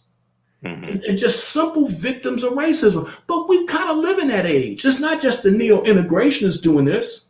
We got all of our so-called Black nationalists are doing it too, because we think if we can lay open our wounds, we can get reparations. We live in an age of white supremacy that's gone wild, and we think they're going to give us reparations if we can demonstrate how pathological we are because of what they've done to us. And so the victimhood on all sides is everywhere. So that's why some people who are even not in the 1619 as the New York Times project can identify with it, because it reduces American history to race and racism. And that helps us. That helps us with our goal for reparations. The same people who don't care about mass incarceration are supposed to be paying out reparations next week, right?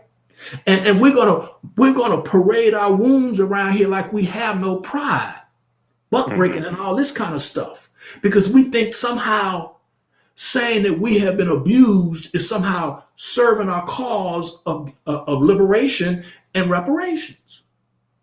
Okay, so New York Times 1619 project is part of a broader cultural problem that we have at this moment in Black life, history, and culture. Okay, I don't know how we got here, because Black studies started arguing against pathology. Talk about that for a minute, because see, we know that there's pain in our history in this country, but there's a lot of perseverance and a lot of excellence as well. Inventors, biologists, Ernest Just, Dr. Carter G. Woodson, Dr. George Washington Carver, Dr. W. Du Bois. We have intellectual. We have everything. We have Madam C.J. Walker. We have Annie Turnbull Malone. We have John H. Johnson. Absolutely. We have every from this end to this end. That's right. Everybody, the same people who want to talk to you about Black Wall Street don't want to recognize that Black Wall Street was the product of people who were allegedly pathological slaves. Talk about that, because I've done lectures on the history of Black Wall Street, and I read Hannibal B. Johnson's book. I read Hannibal Thomas and Hannibal B. Thomas. Yeah, dude. Hannibal B. Johnson's book on Black Wall Street. Okay. Hannibal B. Johnson. Another Hannibal. I thought you were talking about that other Hannibal at the turn of the century. Okay. No. This one here by Hannibal B. Johnson, Black Wall Street from Riot to Renaissance in Tulsa's historic Greenwood District. Yeah. This is probably one of the best books on the history of Black Wall Street, and he deals with the fact that one of the biggest thing that people miss about Black Wall Street is we rebuilt it with our own dollars once the race massacre happened. That's what people leave out. Because they focus on the fact that it was destroyed. Okay. Right. And they say we can't have nothing. We rebuilt it with our own dollars. Exactly. Black folks have never been, we have been oppressed. Okay. Yes. Who's going to deny that? Racism has been here in one form or another once it became a justification for slavery. It's no doubt about that. No one who's going to dispute that. Nobody. Okay. Now, despite racism, we were not so oppressed that we didn't procreate. Okay. You know, if you really get oppressed, and some theories have said we've been so oppressed that it's hard to understand how we copulated. All right. So Black people, despite our oppression, our population has continuously grown. Okay. We came out of enslavement. We reunited our families. Well, the truth be told, we created nuclear families. Okay. Right. Because the African families weren't nuclear families as we now see it, but we created nuclear families and extended families and so forth and so on. And we carried that through with us and we became a very literate people. We became an increasingly educated people. We started to accumulate property despite being in the teeth of lynching, despite being in the teeth of segregation. We did all of these things and within a 40 years of emancipation. So clearly we were not so oppressed that we were dysfunctional people, okay? And the story is only half told. So even though we're oppressed, we are functioning people. We created colleges, we created churches, we created fraternal organizations. We have cooperatives. We have cooperatives, the Color Merchants Association, the Color Farmers Union. I have a former graduate student named Anton House who's writing a book on William Washington Brown, who created a cooperative in the True Reformers. And we haven't even begun to understand that. You can't even understand Black Wall Street if you don't understand the True Reformers, because he had a notion of collective Black economic empowerment, not this individual stuff where you would own one piece of property. Right. He believed that Black people collectively should invest in the True Reformers, and the True Reformers would underwrite Black economic development collectively. And so they had old folks' homes, they had banks, not Madam C.J. Walker. Andy Turnbull Malone? No, not Malone, but the women, the Walker, no. I'm having a brain cramp. But basically, all the folks out of Richmond, okay, the folks who end up being the origins of the middle class in Richmond and in South and in Durham, these folks were all true reformers. Okay, almost to a person. So by the turn of the 20th century, when they start individualizing, they have all been through so many of them have been through the true reformers. Okay, so the Black insurance companies are really the beneficiaries of the history of the true reformers. The Black bankers are the beneficiaries of the history of true reformers. Okay, so the true reformers are really the link between the emancipated generation, because these people were former slaves. Right. See, we're not talking we're talking about people who shot their masters in Civil War. That side of the Civil War. Right. Where we shoot the master. Right.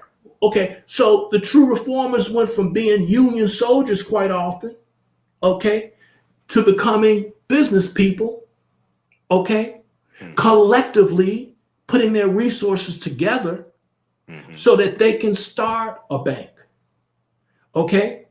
And so when people say the Freedmen's Bureau stole Black people's money and they didn't know how to save money, the true reformers were saving money and starting banks and teaching other people things that would lead them to start banks.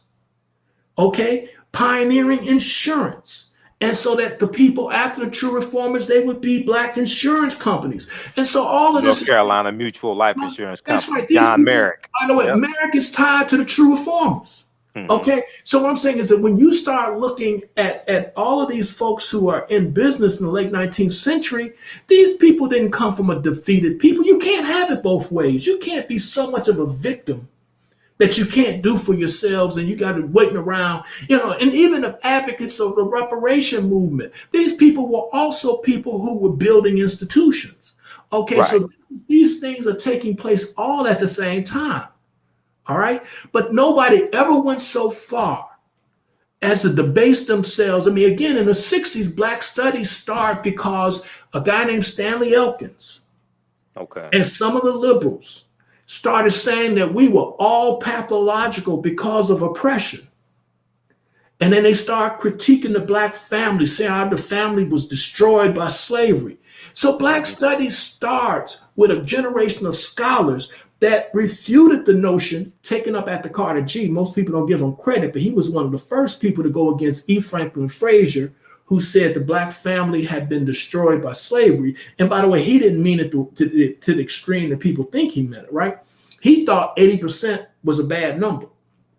Okay.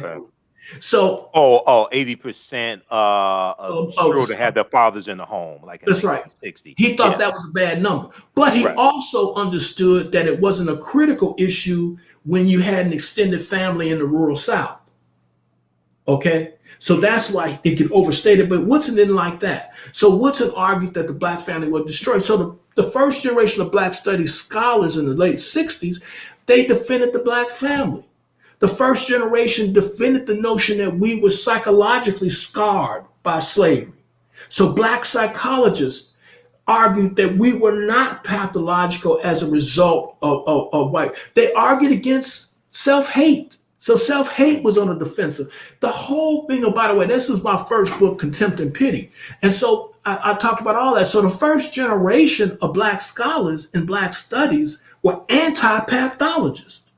And now we live in a day and age where everybody in Black studies seems to be tending towards accepting one pathology argument or another. Okay?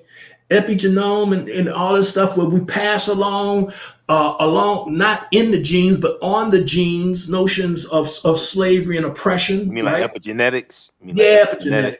And so that we pass this stuff along that way. That's one pathology argument of today. You get the other pathology arguments, self-hate theories are everywhere again.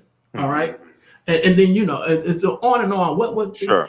Bug breaking is a form of a pathology argument, because the argument is that ritualistically we were destroyed psychologically. Right. And of course, in this homophobic theory, this is why you have LGBTQ today. Okay, all this stuff is tending towards a pathology argument. All this stuff is tending to undo what the founders of Black studies created.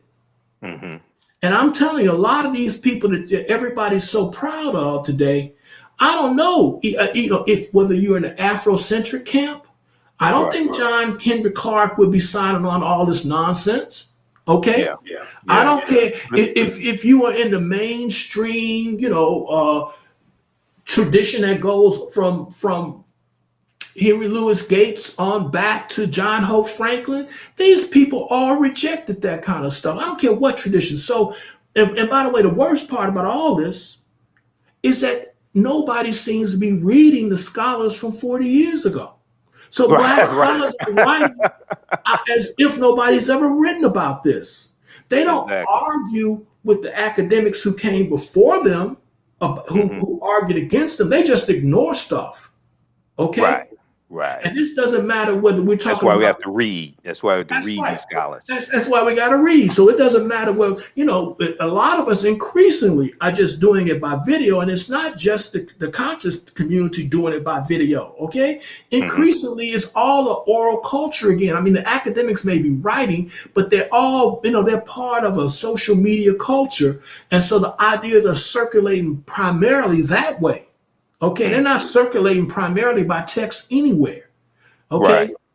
Let me ask you this. Lastly, we were talking about the 1619 project, and I brought up there was an update from March 11th, 2020, and I know you posted about this on Facebook. Now, this is actually from the New York Times, And if we just look at a quick synopsis of the 1619 Project, the 1619 Project is an ongoing initiative from the New York Times that began in August 2019, the 400th anniversary of the beginning of American slavery. And we do know that the Spanish were taking Africans into the area that is today Georgia and South Carolina in 1526, enslaving them. We know that, but they're talking about here in the British colonies.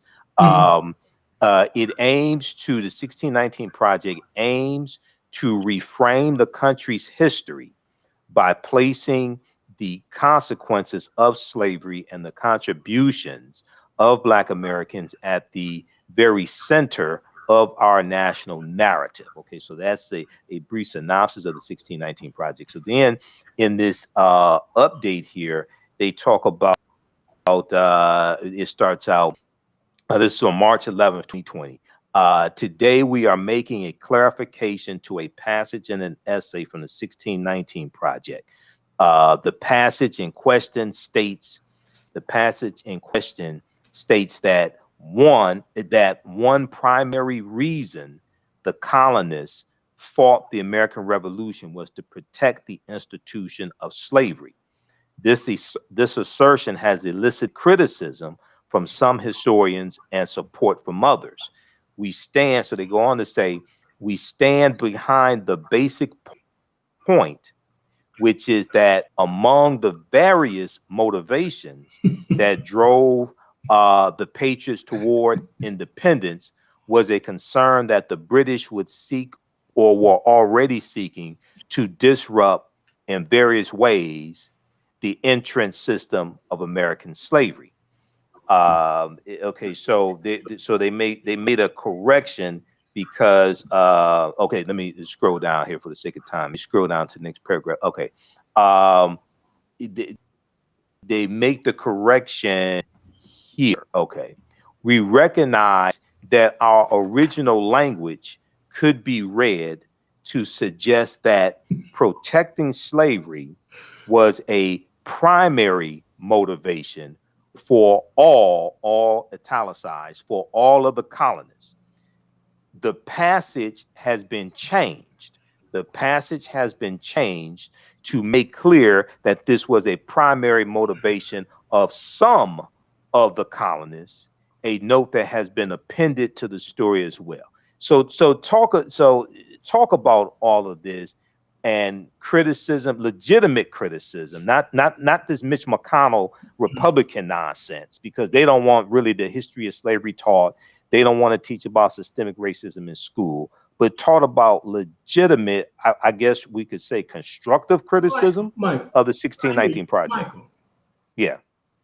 Some Black people like slavery. Some Black people like Trump. Uh-huh.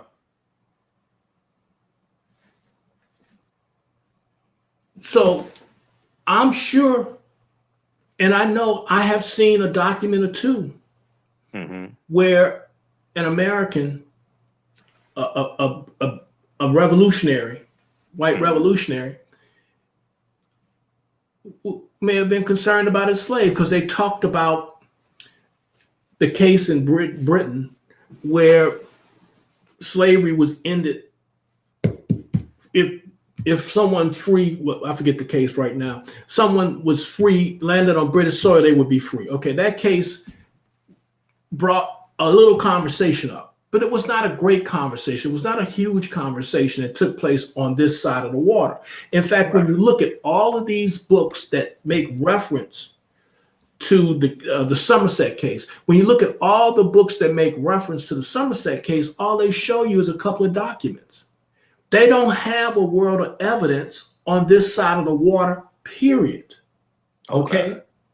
You don't even have a discourse among loyalists, okay, about what would happen to their slaves. You know, loyalists had slaves too.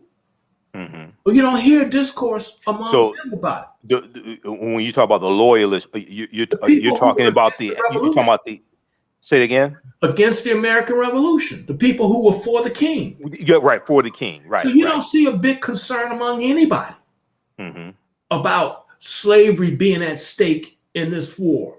Okay. And some of the evidence, like they point to Lord Dunsmore, who passes a decree that says, all the slaves that run into the British lines. Let's just talk about that 1 second. Right. There's already a war. That's part of the evidence that they use to say the cause of the war was slavery. They use evidence from the war to talk about the cause of the war. Okay? Who does that? Right. All right. And so, but even when Dunsmore lets go this proclamation, there was already armies in South Carolina. South Carolina and Virginia already had an army ready to fight and having skirmishes with the British. So it didn't cause anything. And so then, but hey, I've been around long enough to know that I make a general statement about causation, and then, like your boy Barry Sanders, I put that leg out there and then I take that leg back, right? Right. And then I keep on running, and then I put that leg back out there like I do it all over again to you. So basically, they keep moving down the field, dodging, dipping and dodging, when anybody who does serious history knows slavery was not a major cause or even a minor cause worth talking about. You can throw everything into the pot. Well, when you say major or minor cause, you're talking about towards the American Revolution. Yeah. Cause of the American Revolution. Of American Revolution. Look, you can throw everything. I mean, I can even throw in there that some people just didn't like the king. Okay. I could throw that into the pot. All right. I could throw in there the fact that some people didn't like the governor. Some people fought because they didn't like the governor. Okay. Right. Of their colony. I mean, so this gets at the level of trivia when people start arguing along these lines. But why are they so invested in this? They keep doing this because they know the legitimacy has been struck. But by the way, this is not the only error. And like I said, the biggest error is that they reduce Black people's history to questions of slavery and oppression, okay? As if we done nothing here for ourselves. That's the biggest error to me. Then they got the 13th in there. Anytime you see Brian Stevenson's in one of these projects, his contribution is 13th every time. Okay, so that's in that narrative.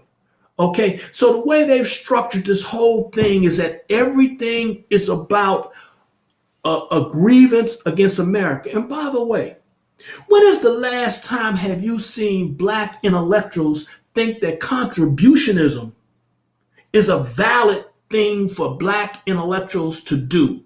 In other words, we all have been poking fun at the contributionist history that used to be written prior to the 1960s, okay?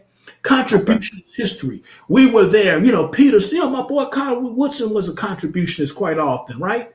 He would say, "Oh, we were there. We were there at the when they." Oh, we were involved in all aspects of history. We were the first ones shot in the American Revolution. We were there. We were there. We were there. Ain't nothing happened in America that we didn't make. We love our country. See, this is what's really interesting about this project. The 1619 Project. It sounds militant, but this is basically a complaint about the shortcomings of American exceptionalism. It is not a critique of American exceptionalism per se. It doesn't strike at the heart of American exceptionalism. Okay? It's saying that it's taking the American Constitution and basically with a tear in the eye saying, look what you've done to me, and you haven't fully accepted me, and we're going to show you everything about your life is me. Okay? This is about marginalization to the nth degree by people who can't be accepted enough in the American narrative. Okay? Right. They want acceptance in the American narrative more than they want a story that affirms their own history. Okay? So the 1619 Project is why I call it the neo-integrationist project. Okay? I can't be accepted enough into the mainstream. Right. Nothing without me. This country's nothing without me.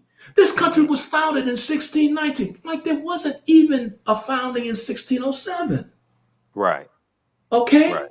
Right. And and what part of this ain't you gonna claim? Mm-hmm. Okay.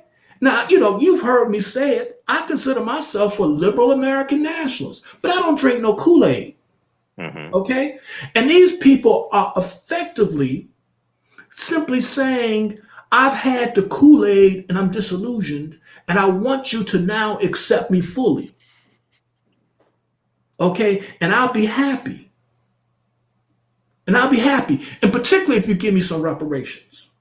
Because now the neo-integrationists and the so-called black nationalists agree on one thing, is that we can't even live till tomorrow if we don't get reparations.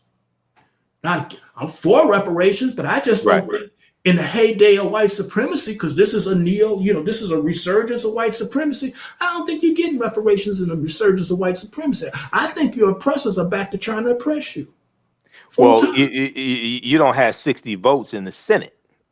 You don't have to pass any reparations bill. The votes don't exist, and Quaz is kept. You don't have 218 in the House of Representatives. Look, you don't have the votes to get the police off our butts. Mm-hmm. Let alone take money out of somebody's pockets. And I know all the arguments that say you ain't got to really use real money. I know all the arguments. Okay, mm-hmm. I know how people make all these arguments. The point is, white folks basically stormed the Capitol, had an insurrection, right? Because their white nationalist president mm-hmm. got defeated mm-hmm. because of Negro and colored votes, right? Okay, and so these folks don't want to accept an election result, right? But these are the folks that are supposed to end police oppression and give you reparations soon. Okay? Sometimes I think that black people believe that the people oppressing them are not oppressors. I think they think that white people are more moral than what they suggest they are. Because if you think that you're going to get reparations without a gun in your hand mm-hmm. from the people who are trying their best to disenfranchise you, you must know their heart better than they know their hearts. Mm-hmm. Or you're going to pick up rifles and go get the money. Mm-hmm. See, this is where, and the reason I'm bringing this up is what all of this bad history has in common: an attempt to justify reparations. Okay, that and it unites black people across a lot of lines in this day and age, that they think that the white people who oppress them are much more moral than they let on. Right. Right. I don't understand it. Exactly. Because I know some of these arguments are not really for our consumption. Okay. Because at bottom, do you really want your kid to just think that you are a bag of pathologies again? Mm-hmm. Is this what you want your kids to think about themselves?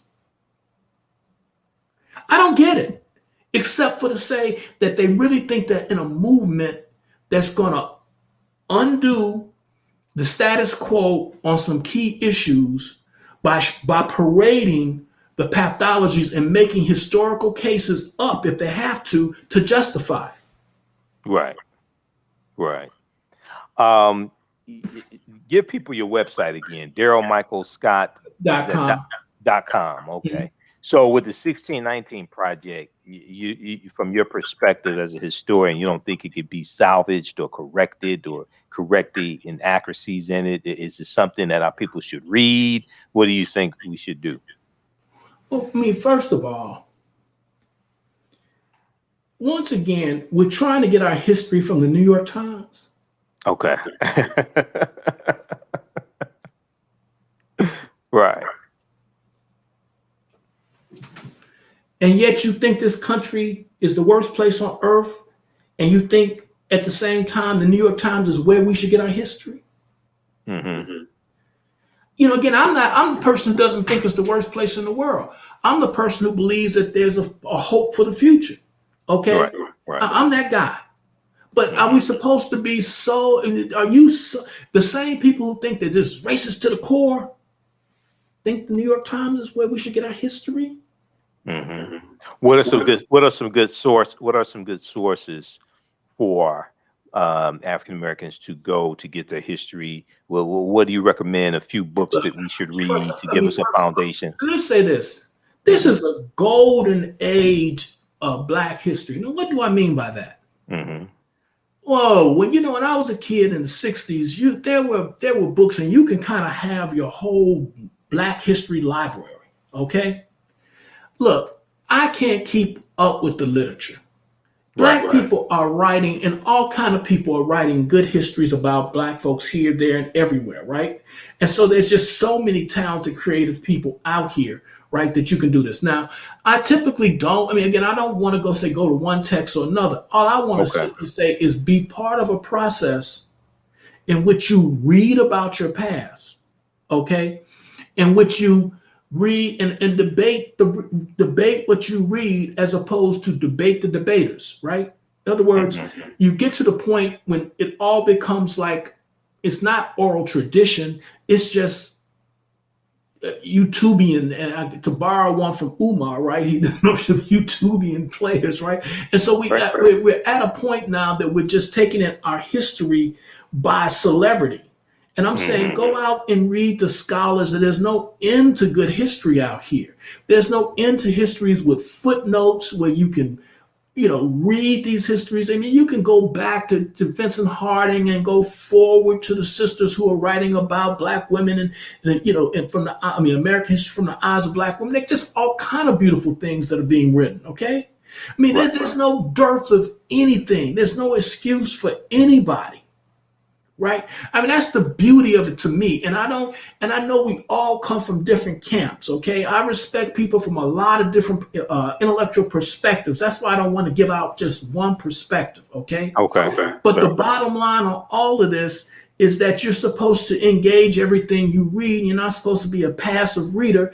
And you certainly don't reduce the past to grievance finding. Don't reduce the past to a celebration. I mean, just be critical, because I actually believe more than anything else is that the past is a warehouse of our experiences. Okay. Right. And then we can learn about humanity from our experiences. We can learn about ourselves. Okay, I'm in that tradition where, like Carter G. Woodson is from, where you say to know thyself is important if you're an educated person, because if you don't know yourself, then you'll become whatever people want you to become. So the process of self-knowledge is what I'm about, and nobody has a monopoly on that. Exactly. Well, I would encourage people to read The Miseducation of the Negro by Dr. Carter G. Woodson. I encourage them to read Before the Mayflower by Lerone Bennett Jr. Also, Golden Age of the Moor is a fantastic book, edited by Dr. Ivan Van Sertima, and you have essays from Dr. Jose Pimenta Bay and Runoko Rashidi, people like that. Tony Browder is excellent as well. Nile Valley Contributions to Civilization, Egypt on the Potomac by Browder. There's a lot of good information. Dr. John Henry Clark's books, of course, Christopher Columbus and the African Holocaust, Slavery and the Rise of European Capitalism, Dr. Yosef Ben Yakinen. So there's a lot out here.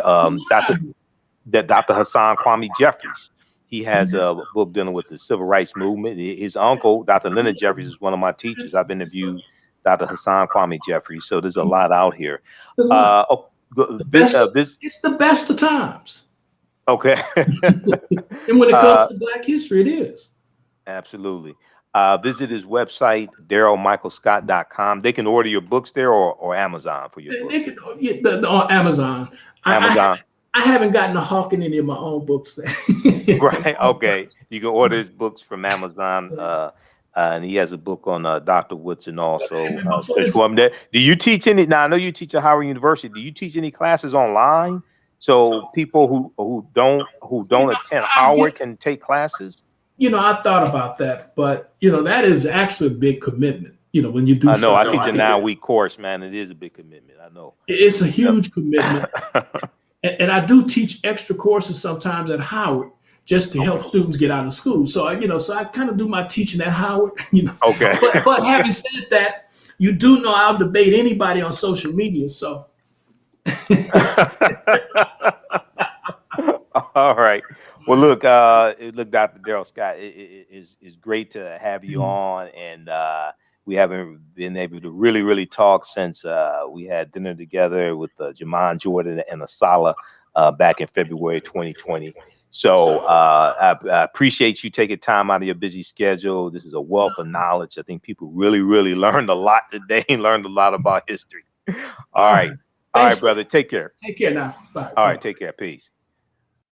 All right, everybody. That's Dr. Daryl Scott, history professor at Howard University. So want to remind you that the African History Network show we're on, because I'll be broadcasting tonight. We're on Monday through Friday, 11 p.m. to 12 midnight Eastern Standard Time. 11 p.m. is kind of late to have them on, and we had an extended session because my radio show is on only for an hour, and I want people to actually see him so they can really interact with us more. So we'll share some excerpts of this interview on my nightly radio show, and then we're on Sundays, 9 p.m. to 11 p.m. Eastern Standard Time. If you like this type of information, you can support the African History Network, $ TheAHNShow through Cash App, $ TheAHNShow through Cash App, also through PayPal, paypal.me/TheAHNShow. If you support through Cash App, be sure to type in $ TheAHNShow, SHOW. It'll show my name, it'll say Michael, and show my picture there. This helps us to keep doing the research, stay on the air, keep broadcasting 6 days a week. I also teach a 9-week, 18-hour online course, a 9-week online course that meets on Saturdays, 12 noon to 2 p.m. Eastern Standard Time. Ancient Kemet, the Moors, and the Maafa, understanding the transatlantic slave trade, what they didn't teach you in school. So our next class is Saturday, May 8th, and this is session number 2. So we do the classes live, all the sessions are recorded. So you can go back and watch them over and over again, okay? So as soon as you register, you'll be able to watch class number 1.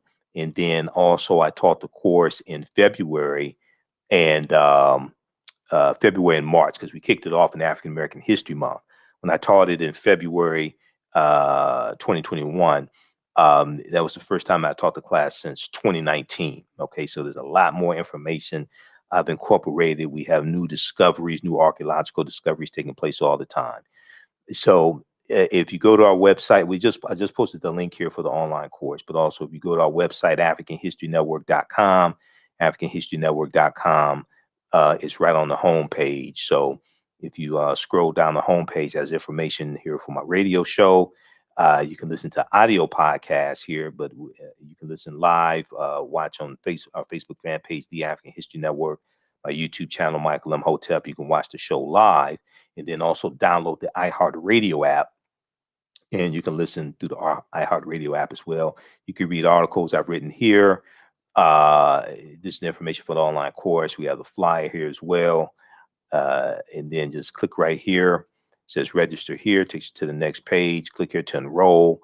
So it's regularly $130, on sale $80. We do the classes live. You can ask questions in class also with the text chat. You can ask questions in class, but all the sessions are recorded as well. Okay, all the sessions are recorded, and you can watch from around the world. Okay, and you still have access to the class even after the whole course is over with. You'll still have access to the course content.